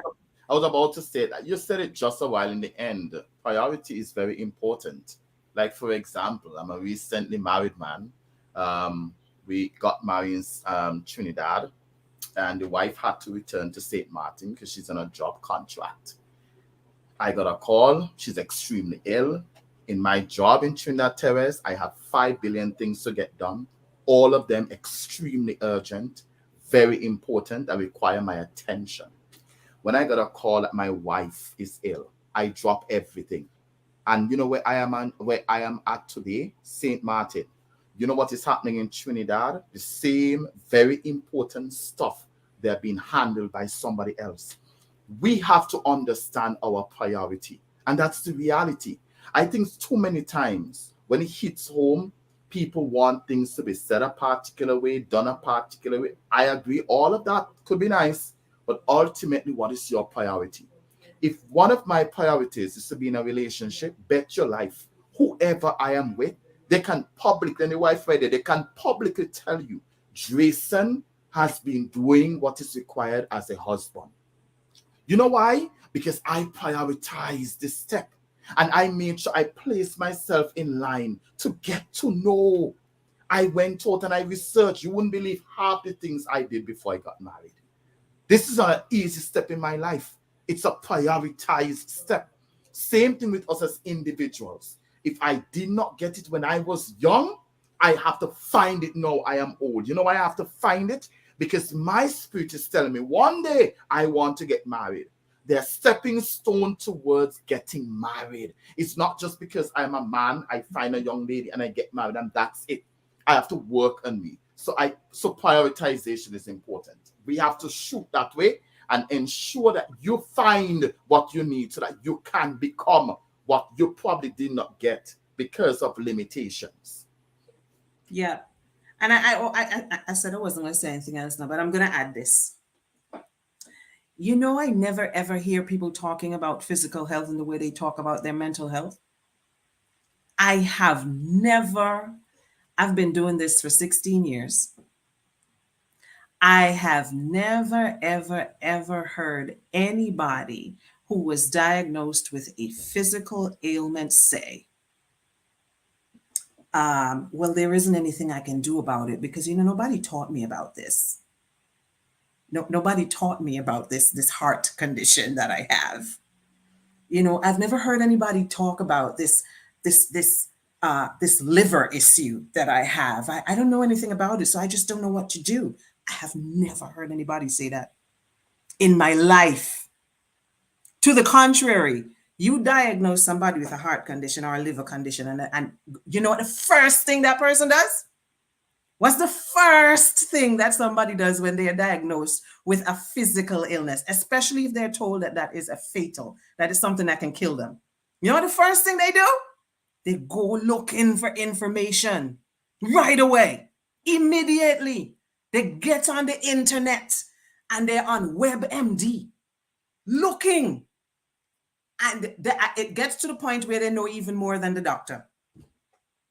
They know every single detail about whatever is happening to their body. Information overload and then drive yourself Ah, mad crazy. Read right listen. and Kadeem, right, doctor? I know you have friends that probably go Google this and something and come to you, Kadeem. But find out, make a dead too. But that's to show you. But you know what? We are laughing about it, but it's to show you something very, It's very important. serious.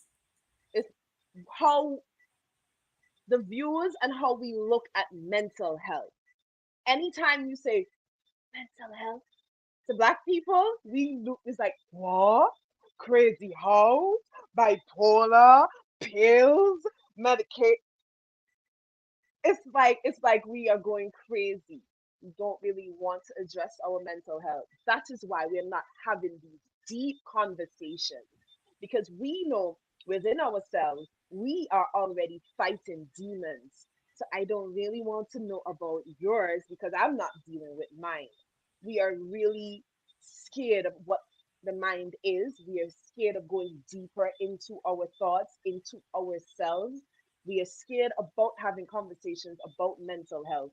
So that's why we're not having these deep questions, and then that's why we don't take mental health serious. Yeah. We Yeah. know, Yeah. all know it. We can say it across the board as Black people, as young people, as women, as men. We're scared about mental health because of the conversations that have been happening with mental health. However, Therese, myself, Mr. Brown, and Kadeem is telling you guys, watching and listening right now, don't be scared anymore. It's fine. You realize there's something going on within you, seek the help that you need. Whether it's a friend, whether it's a therapist, whatever you need, get it done. Don't be scared anymore. Put that fear down. Nothing is, you're not just automatically going crazy. Your therapist is not going to just put you on pills. Sometimes you just need somebody to talk to, somebody that's going to be real and honest with you. And also remember, your therapist is not there to tell you exactly what you need to hear. Your therapist helps you get to that conclusion that you know already. Because I know what we do as big people. Now, hand me not stripping this. We know. We know when we're hurting ourselves. We know when the person is not right to us, right for us, but we just don't listen.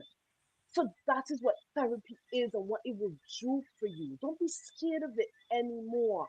We need to get that um out there. And this is why Therese has this platform. So we can know as Black people that it is okay to talk about mental health. It is okay to have these conversations. It is okay to have a conversation with your friends and your family and seek professional help if you need it.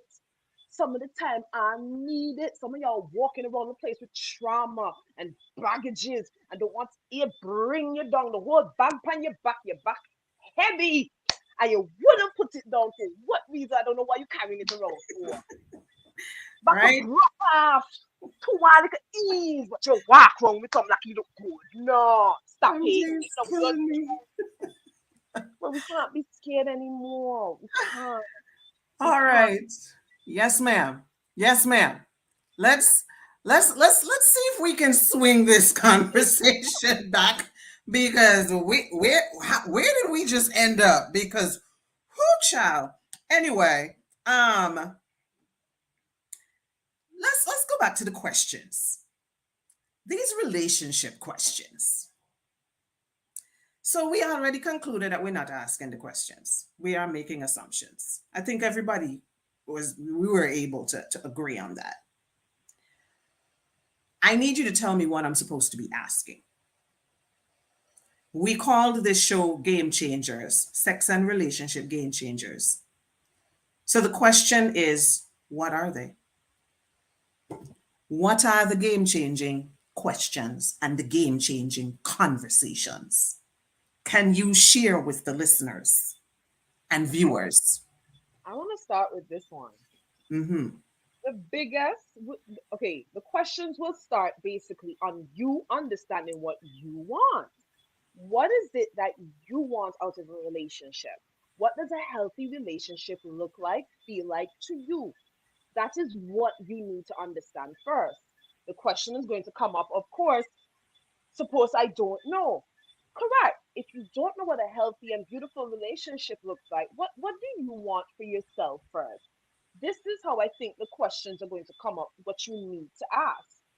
Because it's going to be different for everyone, I believe. A game changer, the game changing questions are going to be different for everyone.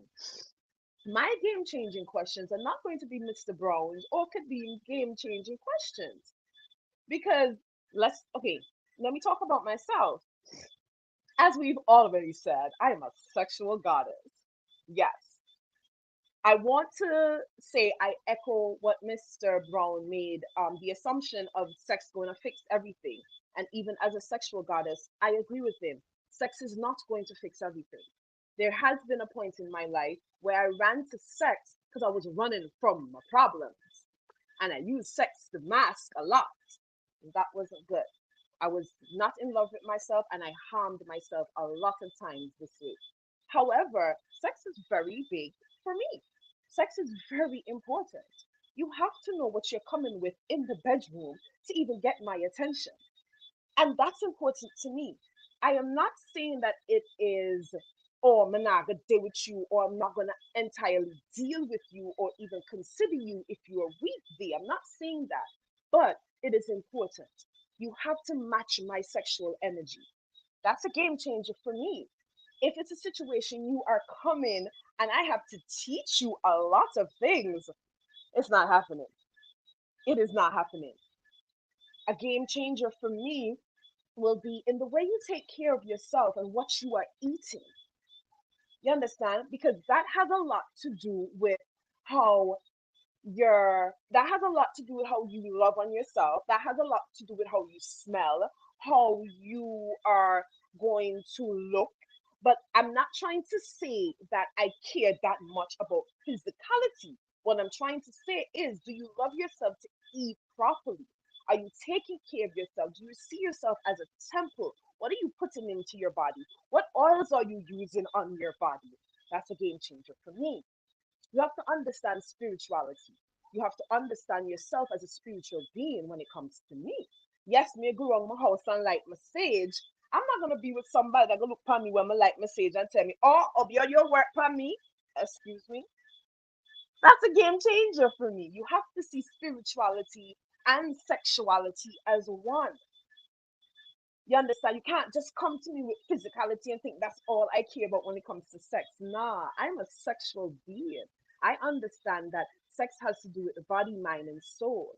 So you have to, these are all game changers for me, but that doesn't mean it's going to be a game changer for Kadeem, because this is what I want out of a relationship. This is what I'm looking for when it comes to my relationship. This is how I want to be loved. I, if you understand what I'm saying. So the game changing questions all will start with you understanding what you want from a relationship, with you understanding who you are, what you bring to the table, and what you want on your table. It's you understand what type of partner you're looking for first, because you understand what your needs are. All right, MJ. Anybody else want to jump in there? Who shall be next? What are the game-changing conversations and questions? Kadeem, you want to take? I agree with MJ when he says that, what may be a game-changing question for one person may not necessarily be one for the other. That comes from understanding who you are and what you want, and where you are in life, and perhaps where you need to go, what the next steps are. Um, so I think quite often when we look at relationships, perhaps now what people are understanding is, or what we are trying to perhaps get to a place of, is understanding that we all. I'm sorry, I think one of my earphones went out, but understanding that we all have our desires, we all have our needs, we all have the things that we need to progress with or progress on.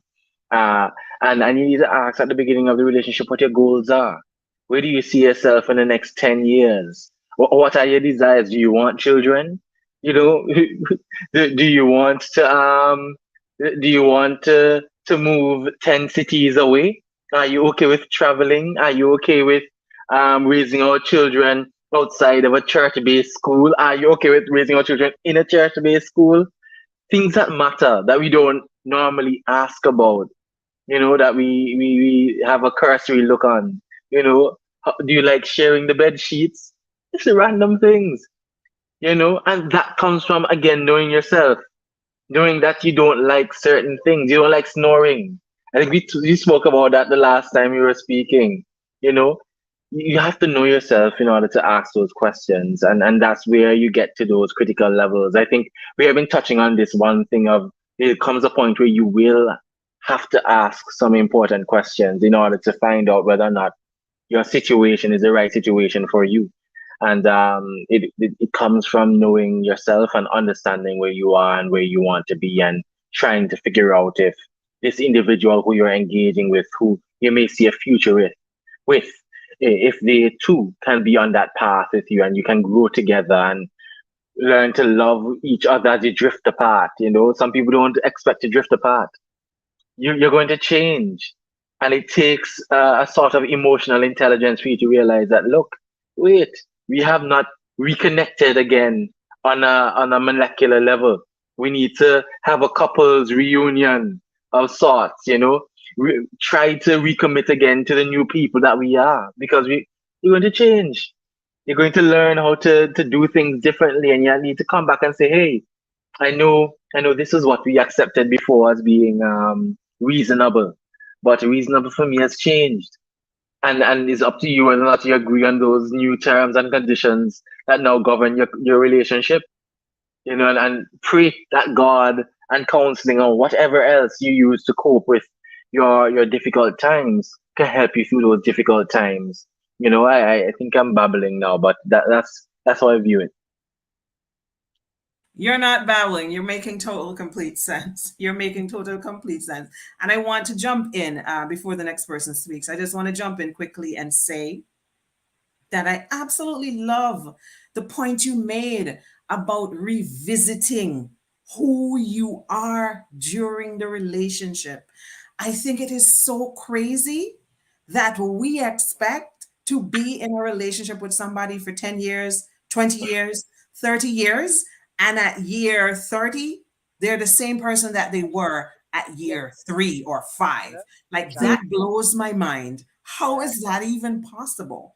Unless you are stagnating as a human being, which is not possible because humans will continue to evolve. Every relationship, every experience, every day of your life is going to create evolution. You cannot remain the same. You will not stop evolving unless you die. You have to die to stop evolving. No movement equals death, not just in human beings, but in the universe in general. From the moment you stop growing, it means that you're dead. That equals death. And so we need to approach our relationships from that perspective as well. I am going to keep growing and changing. And something that I don't like today, I could revisit it. Yes. And I might decide I want to try it That is next very year. true. And Very true. I want my partner to hold space for me to be able to grow. Do not expect me to just stagnate and stand still. And don't get angry with me for evolving and changing my point of view and my perspective. I have that privilege. I want to take I picture reserve as the right not to be the same person that I was last week.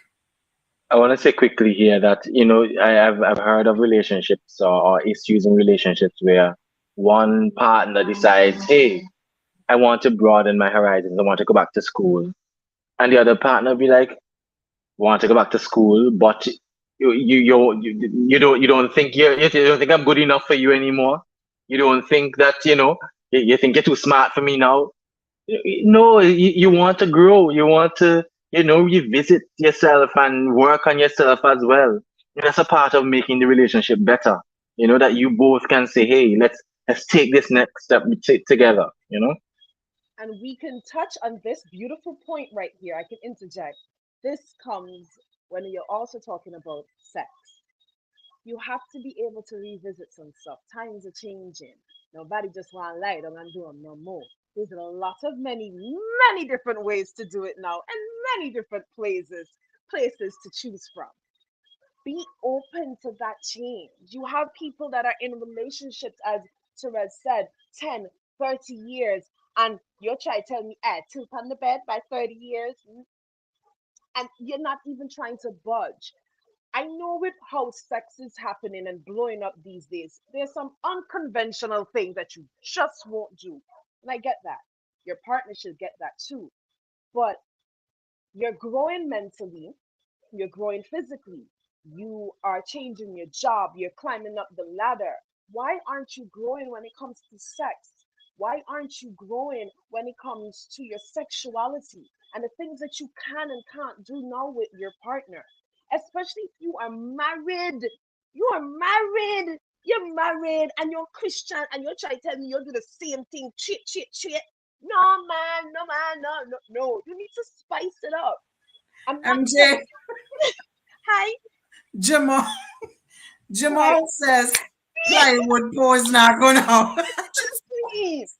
But it's you understanding that times are changing, things are changing, your partner is changing and growing, you are changing and growing. Explore that. And if you are not about to explore it with the person you've chose to be with forever, who else you can explore them with? Nothing wrong to try them one time and then you say, okay, babe, I get the butt plug now, but I really too like this one. This is enough for me. It's okay. At least you tried it. You tried it with your partner. That's okay. You rest it down and you try something else. But you cannot then be upset with your partner for getting bored or getting tired of you making excuses to not to want to spruce up your love life, to not to want to try something new, for not trying something new and evolving. When it comes to changing and evolving, it comes with sexuality as well. You can't stay one place when it comes to sexuality. You have to understand that you're growing every other way. You gotta grow and step up, men and women. I'm not just talking about them to the men because I'm a woman. Because you have some women out there that just want to do one something too. So you have to look at it that way too. We have to. You're coming in these times when you have remote, you have toys that you can control from class to bedroom. And you're trying to tell me, you know what, try nothing pan date night. No man, get with the times, get with the times. Be open to it. Have some fun. Yes, boo. Yes, you do. The sacred box. I got you. You can tell me what you need. Just message me. Just message me. I got you, boo. You heard that, Saran? You heard? Go ahead, Jason. Jason, let's hear what the game changes are in your corner, sir. Well, I think everybody has, MJ and Kadim would have said everybody has a different game changer in terms of the question that to be asked. Strange enough, my question is very simple and it basically leads to everything else. What I usually ask a person is, what is your definition or your belief of a relationship? And basically, that will give me so much that I need to know, because we operate based on our belief system. We operate based on what we define something to be. And if the individual finds, for example, a relationship, it's a union between more than one person, like you could swap and all those things and so on. That is going to give me all the information I need. If the person said, okay, I believe a relationship is something where two persons work together. We are not perfect, but we work together for complete bond or togetherness or whatever they want to say.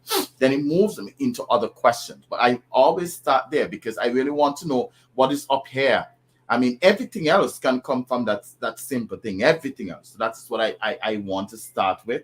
And I also would like to know, Therese, who is the person's relationship guru? The reason I say that, because we all know your experience might never be mine. I read your book and wow, it's nice. But I see relationship, especially marriage. My definition for it is it's like a blank canvas. In my hands, in the young lady's hands, both of us hold permanent markers. Whatever we draw on that canvas is what we have to live with.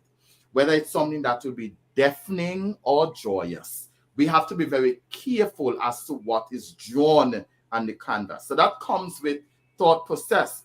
For example, we might have a problem today, and the question is left up to me. Is this something I want to draw on the canvas? Or is this something I prefer to work out? So tomorrow when I'm in a better mood, I can draw something else. That's what it is. Your experience might never be on my canvas, but I appreciate reading your experience. MJ's experience and Kadim's experience might never be on my canvas. And I appreciate it, because when I get in that connectivity with somebody, I might be channeling a total different pathway that I never heard of before. But reading your experience and the other's experience help me to be patient and help me to be wise and help me to be prepared. Do I hastily put things on my canvas, or do I just pray about it, wait and see if it really has to be there? That is how I see it. So I work with those two things. And then that lead me into everything else that I need to know. So everybody's different. And that is what it is. What you like, I might not like. And what MJ goes for, because she's a sex goddess, you know, and all of those things, I might not go there to that extreme where MJ is. You understand what I'm saying? So all of us are uniquely different. Understood. I see a comment here from Lisa. I really want to highlight this. I've heard it before, and I think this is something I would want to hear MJ comment on. Not because your partner wants to try something new sexually means that they have someone else. I have heard this one before where two people have been together for a while, and they typically are very, perhaps very traditional about what they do in terms of their sexual relationship. They have always done the same thing, the same positions, the same place, the same everything. And then somebody decides that they want to try something new. Right away, that's a red flag for the other person. They immediately think, oh, could it be? Are they cheating on me? Did somebody else introduce them to something that I am not doing? Right? I have heard that many times before. What are your what are your thoughts for dealing with something like that? I mean, I have my own perspective on how to deal with it, but I'd love to hear what advice would you give somebody who's dealing with a situation like that? It's basically it's going to come back to you being open. You have situations for real where you're together for so long and you mention something, changing up something, and it's like, oh, so who show you that? Where you learn that from? And it shouldn't always come up to that because sex is literally everywhere. Sex is literally everywhere. Our children have access to sex on TikTok, on Instagram. So little poor me in a relationship with you, and I could be scrolling on Instagram as simple. A video pops up about how should I put it, like cowgirl exercises, and you see the girl there trying to show you how you should do the cowgirl and so forth, and then that stops. I stop. That catches my attention. I'm like, oh, I think I should try this on hubby tonight. Mm-mm. And you sit, you watch the video, and it's as simple as that. It's no other person influencing you, not somebody that you're trying to sleep with. Just a video you saw on Instagram. It's simple as that. It could also be conversations you're having with your girls, because men, we talk, and men, y'all talk to each other too. So you're having your little conversations at the barbershop. We're having our conversations over the phone, and it's like, gal, what Richard do last, right? And then your girlfriend is talking in your ear, and you're like, oh, for real? Make her tell Johnny for try on too. And it's simple as that.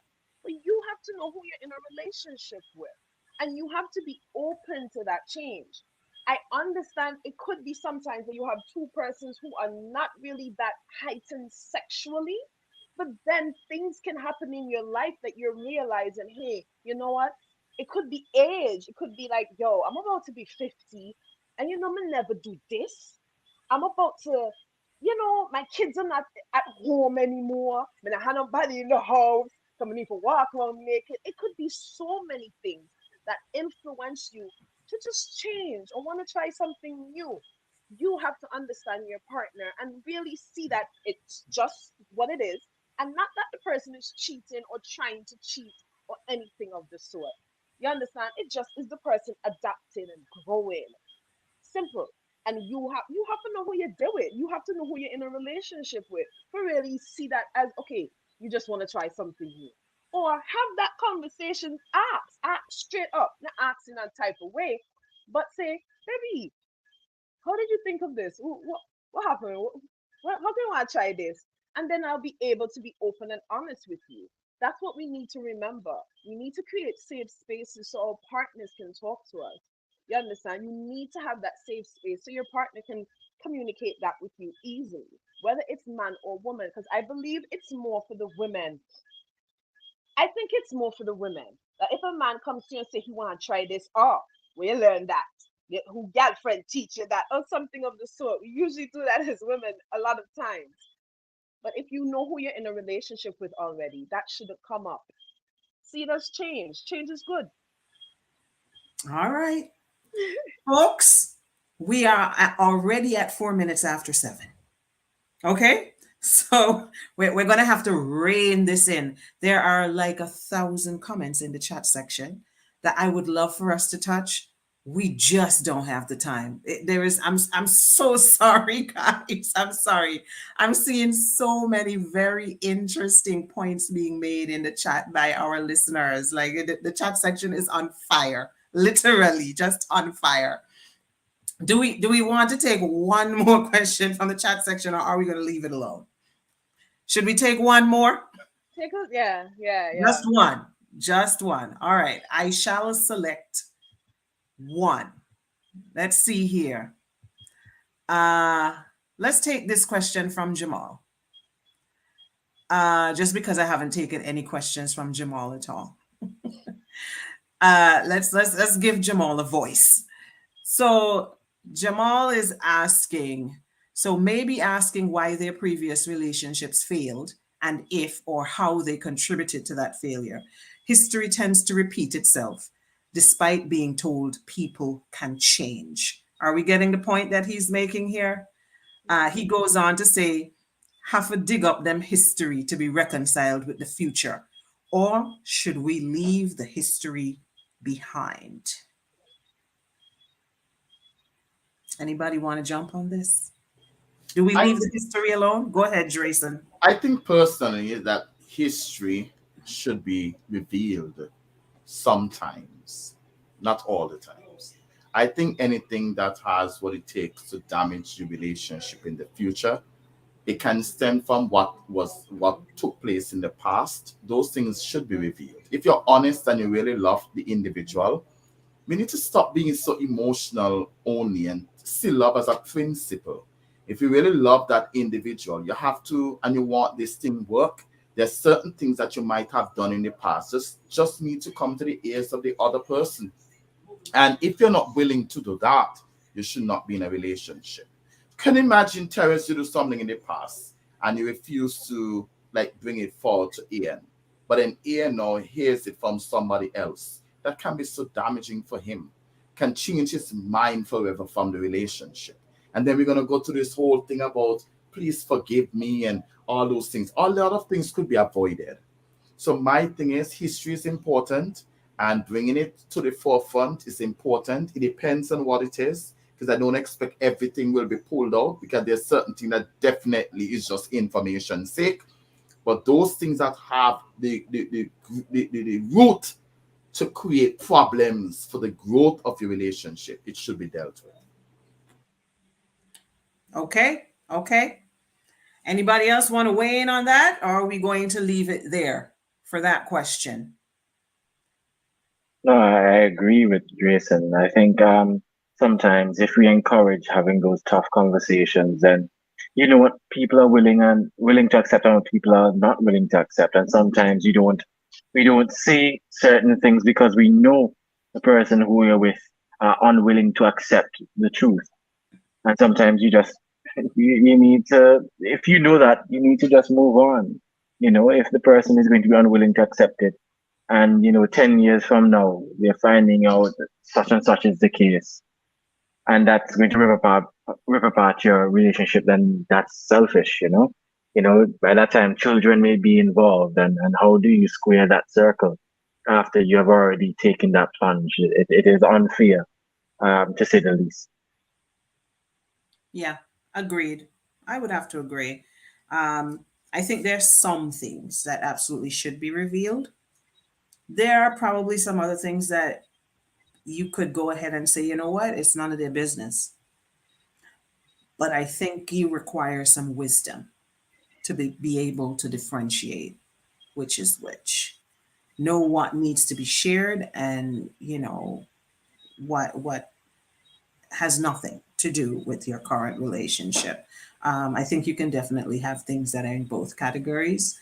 I think that the trick is to know which category that thing falls into, and that may be the error that some people commit.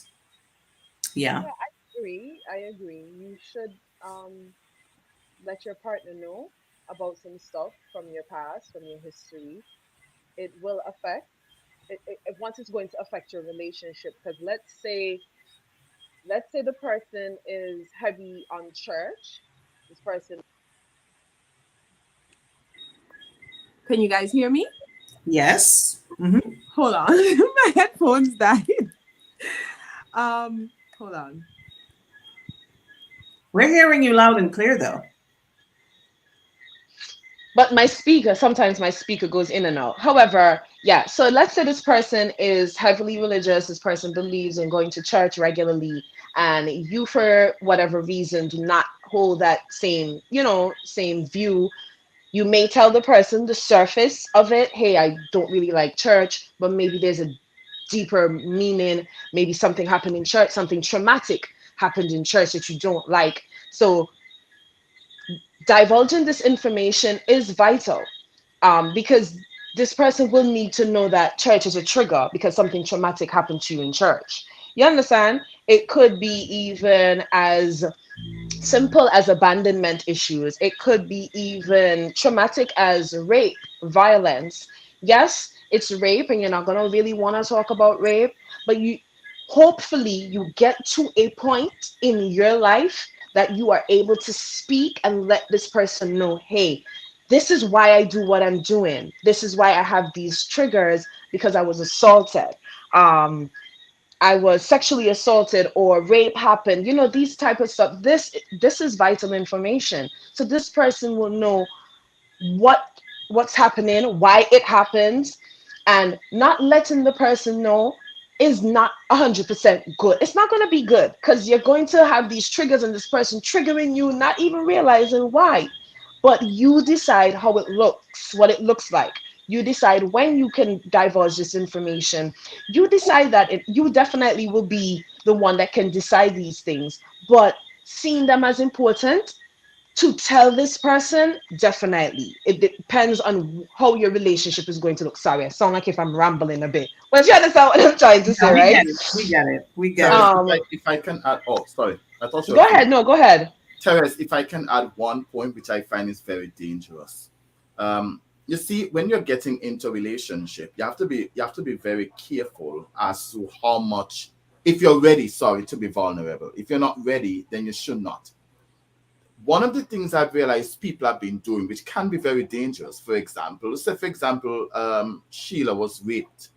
Sheila does not want to reveal to Tom that she was raped. So what Sheila did, Sheila gave Tom a scenario.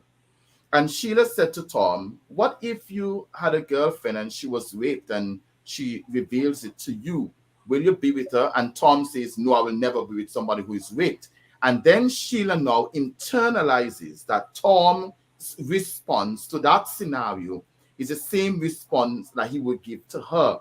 Sometimes it's not the truth. Sometimes Tom is answering in a very abstract position.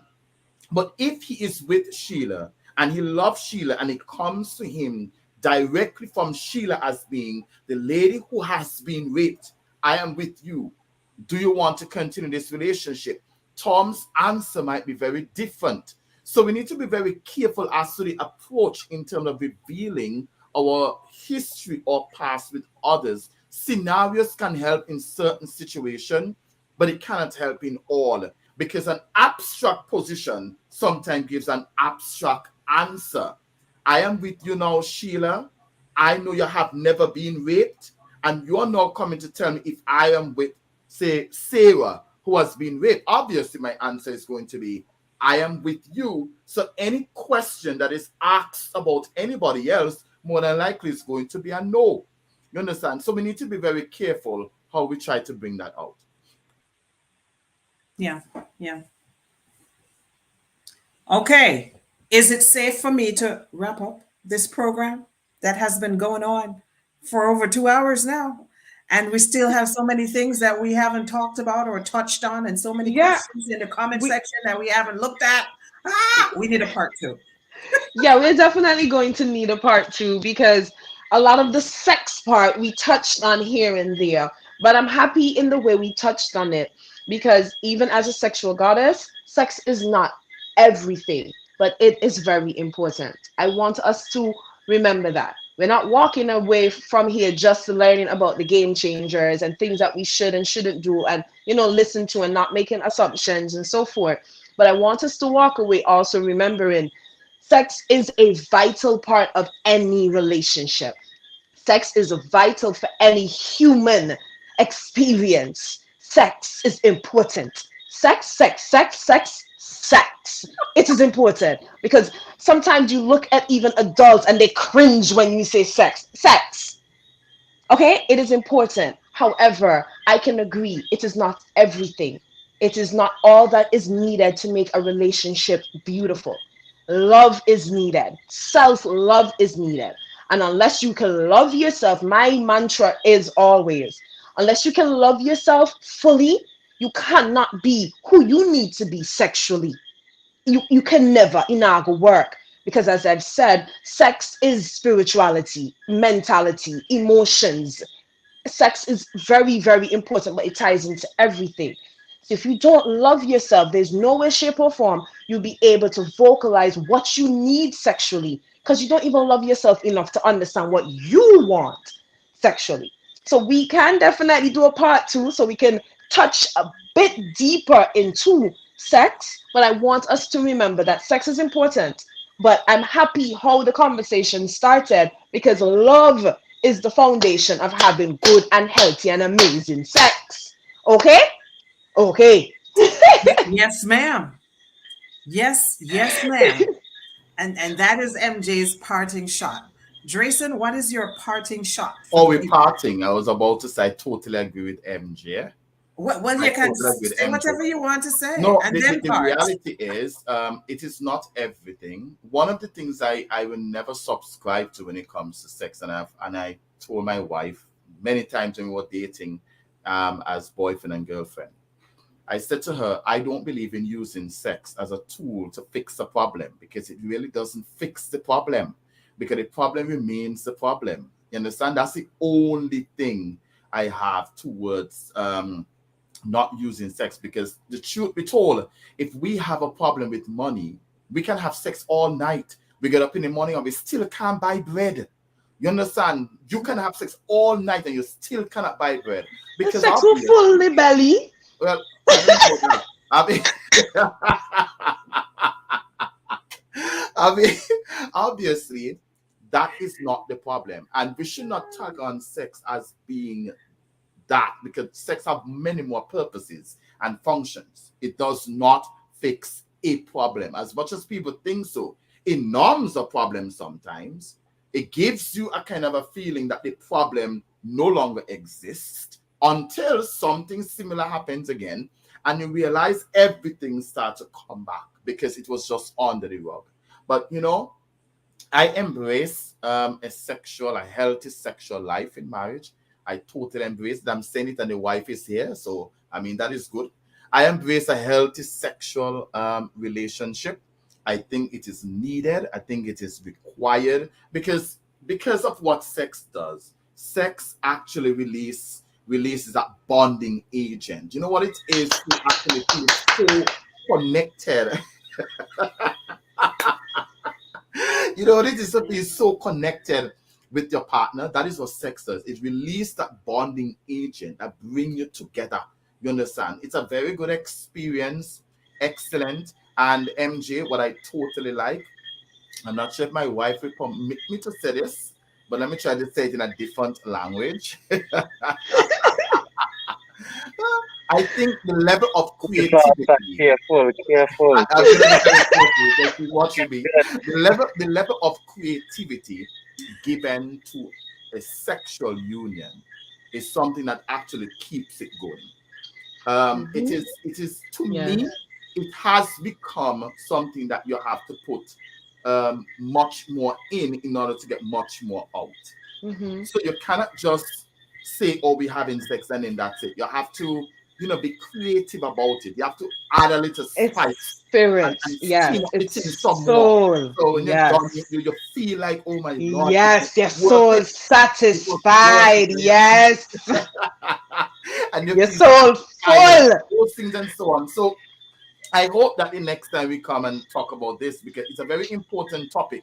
It's a very Yes. important topic that needs to be discussed. And Terence, if you allow me, now today when I was preparing this presentation, I was asking the wife to give me some information. Okay, and I must say to you that one of the things I've realized, especially when it comes to relationship and a sexual relationship, we as men, we need to learn to listen. Too many times we feel as though like some people might have been experienced before and then they get in marriage and they feel as though the experience they got out there is enough for their marriage. You can be with 100 people out there, but sometimes the one that you're with requires something different. Whether it's something advanced, whether it's something the person requires, because a totally different individual is. It's a totally different individual, and it's important for us to listen. If the wife says she doesn't want it that way, and you still do it that way, you are lessening your chance of getting it again. Look at you, Mr. Brown, preaching on this good Sunday night. You preach, see? Wow, for bad self. No, listen. But it's true. I'm talking from my little experience, right?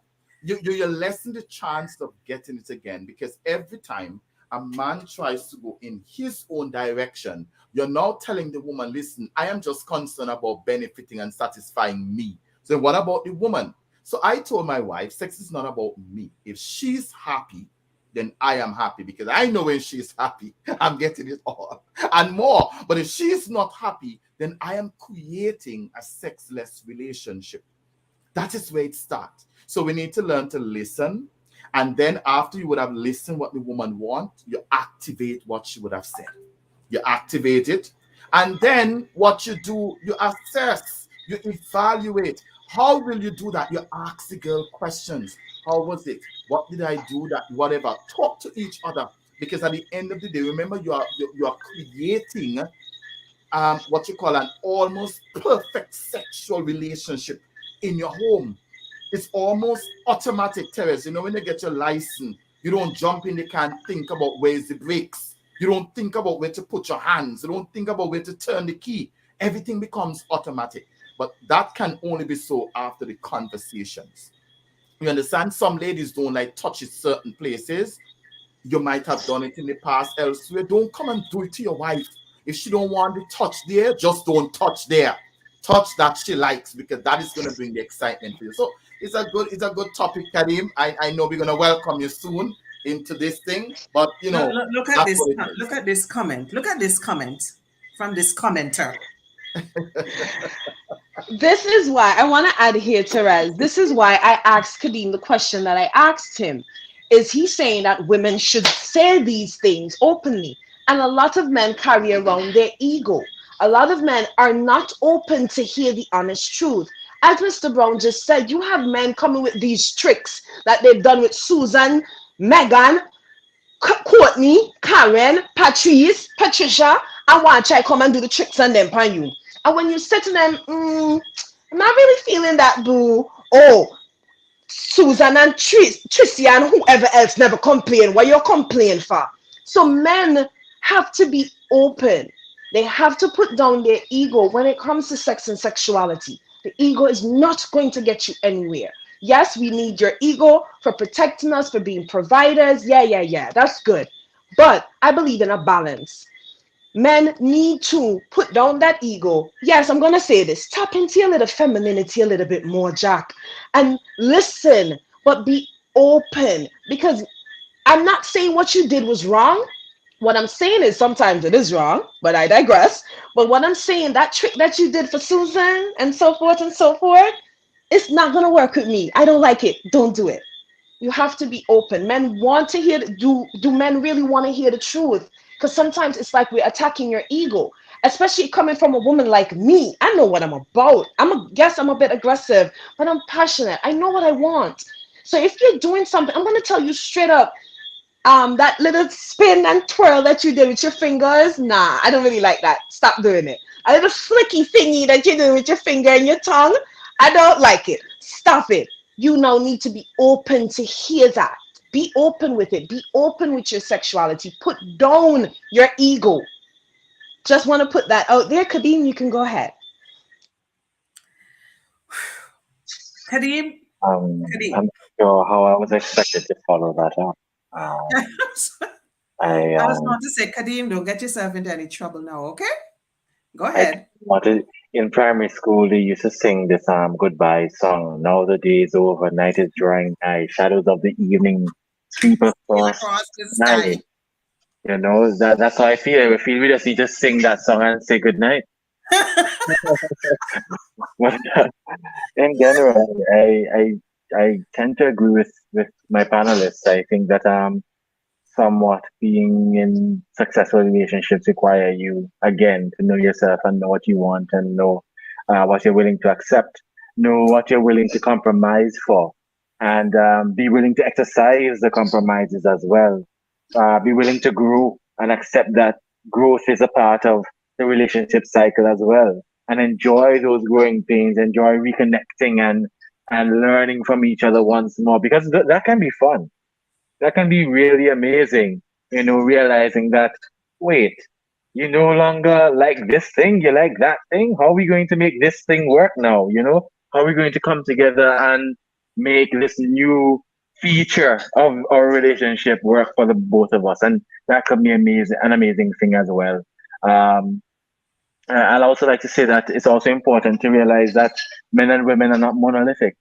While there are overarching themes that we like to put on both genders, um, quite often, sometimes, there are things that don't necessarily agree with the conventional understanding of what both roles are. And while I like to disagree with my good friend Jason on the quote unquote role of men and quote unquote role of women in a relationship.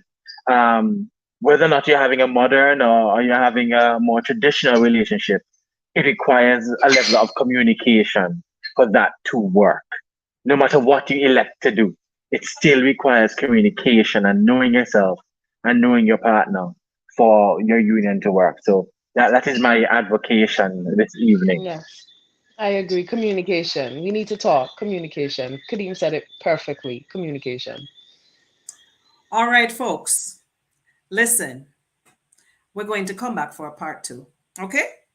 I'm not even going to ask you. I'm telling you, we will come back for a part two. And you know what? And just to make sure that we really hammer home the sexual game changer aspect of this discussion, I'm going to even change the name. And when we come back for part two, we're going to, instead of saying sex and relationship game changers, I'm going to call it bedroom game changers. Actually, maybe I shouldn't even put bedroom because then MJ might attack me and say, "So what? You trying to say we can only do it in the bedroom? Like what? What you trying to say?" So take off the bedroom. I like to remind that despite my youthful and boyish features, that I am an adult now, and Of therefore I course. these. No, no, no. There's some people out there who don't realize it. Still Oh, for a little Kadeem Joseph. But I'm gonna stop now so we can have these adult conversations, and it's okay, you yeah, know. but no, you pay your own bills and you open your own door, right? So, Kadim, I'm giving you an out now. If you don't want to be in part two, it's okay. It's okay. We won't feel any way about it. In the name of science, I'm able to discuss these things. In the name of having better, more productive, fruitful relationships, why not? All right, very good. Very good. All right. So I'm committing the three of you to a part two. I'm Yes, taking the liberty of committing you to a part two. And I'm yes. going to say this is the longest broadcast I have ever done on this platform. I have never done a broadcast, so this is a lot. We have gone 2.5 hours. I've never done this before. So I have to say thank you. Thank you for staying here. Gratitude. Thank you for being here. Thank you for giving me your time because I know there are other things you could be doing with your Sunday night, especially the newlywed. But you have opted to be here and listen, I appreciate you. I appreciate your time so very much. Thank you. And let me thank you in advance for coming back for the part two. We will discuss when the part two will take place. And let me Of tell the course, this is a listeners, great way to ring in my birthday. So anything, of course, anything you yes, need, Mama, I'm here. tomorrow is your birthday. Yes, yes, yes, yes. Happy birthday in advance to Thank you, you. Thank you. I MJ. appreciate it. Gratitude. You Yes, just tomorrow is live my your birthday. best life, Of sis. course, always. Yes, yes. Virgo baby. Virgo season is Virgo season. I just had to say that. But yes, I celebrate my birthday tomorrow. I'm Yes. grateful. So We're grateful. All sending you right. big love, big love. Yes. All right. What I'm going to do, I'm going to go through the chat section for today's broadcast. And I'm going to compile a list of questions from the chat section that we did Yeah. not get to even read or touch. And we're going to come back for a part two to tackle them. Okay? All right. So that is my promise to all the people in the chat section who are like, she didn't even read my comment or my question. We're coming back. We're coming back. I'm going to get them. I'm going to compile all of them. And we're going to come back for a part two and we're going to tackle them. And we're going to call the part two the bedroom episode. Right? I'm sticking in bedroom, even though I know MJ is going to have things to say about that. But you get the point. It's not literal. It's proverbial. Correct. That's right. That's right. All right, folks. So let's wrap this long broadcast up, the longest broadcast in the history of this platform, 2.5 hours, but I think it was totally worth it. I want to say thank you again to all the persons who have been interacting with us. I know we were hitting some people really hard tonight. So we love you. It's all love. We just want to see you. We want to see you thrive. We want to see everybody rise up, right? And so it's all love. We would love to see you back here next Sunday for another broadcast. But in the meantime, we have got to run. We have to let MJ go and start the birthday celebrations, the birthday shenanigans. We have to let Drayson go and look after his new wife. And we have to let Kadeem go and do whatever single people do on a Sunday night. I don't No know. man, no, he has cakes to bake. Remember, he has cakes to bake. Yes, yes, we're gonna put you on. I had to. I had to. I'm sorry. Kadeem is so talented, right? But he has cake. I think he has cakes to bake too. Yeah, he's just a jack of all trades. You see him there. A friend of mine, when we used to preach together, ASI Mission 2000 and beyond, Jason, he used to say he's a single active man, abbreviation SAM. So I am using that abbreviation. I'm a single active man. I am not needing, or I don't feel as if I am. There's a cavern inside me that needs to be filled. I'm a whole person, and I'm happy for that in the name of Jesus Christ. And Let the church say amen. Just, Amen. call me Amen, Sam. brother Just call Kadeem. me Sam. Right? Just call. Okay, Sam. Okay, Sam. We see you. All right, folks. So on that note, I'm sending love, light, and abundance to everyone who is watching and who will be watching this recording at later dates. We love you. Thank you very much for being here and for continuing to support this platform. We appreciate every last one of you. See you next week, Sunday, for our next broadcast. And in the meantime, be a beautiful week. Bye, everyone. Bye.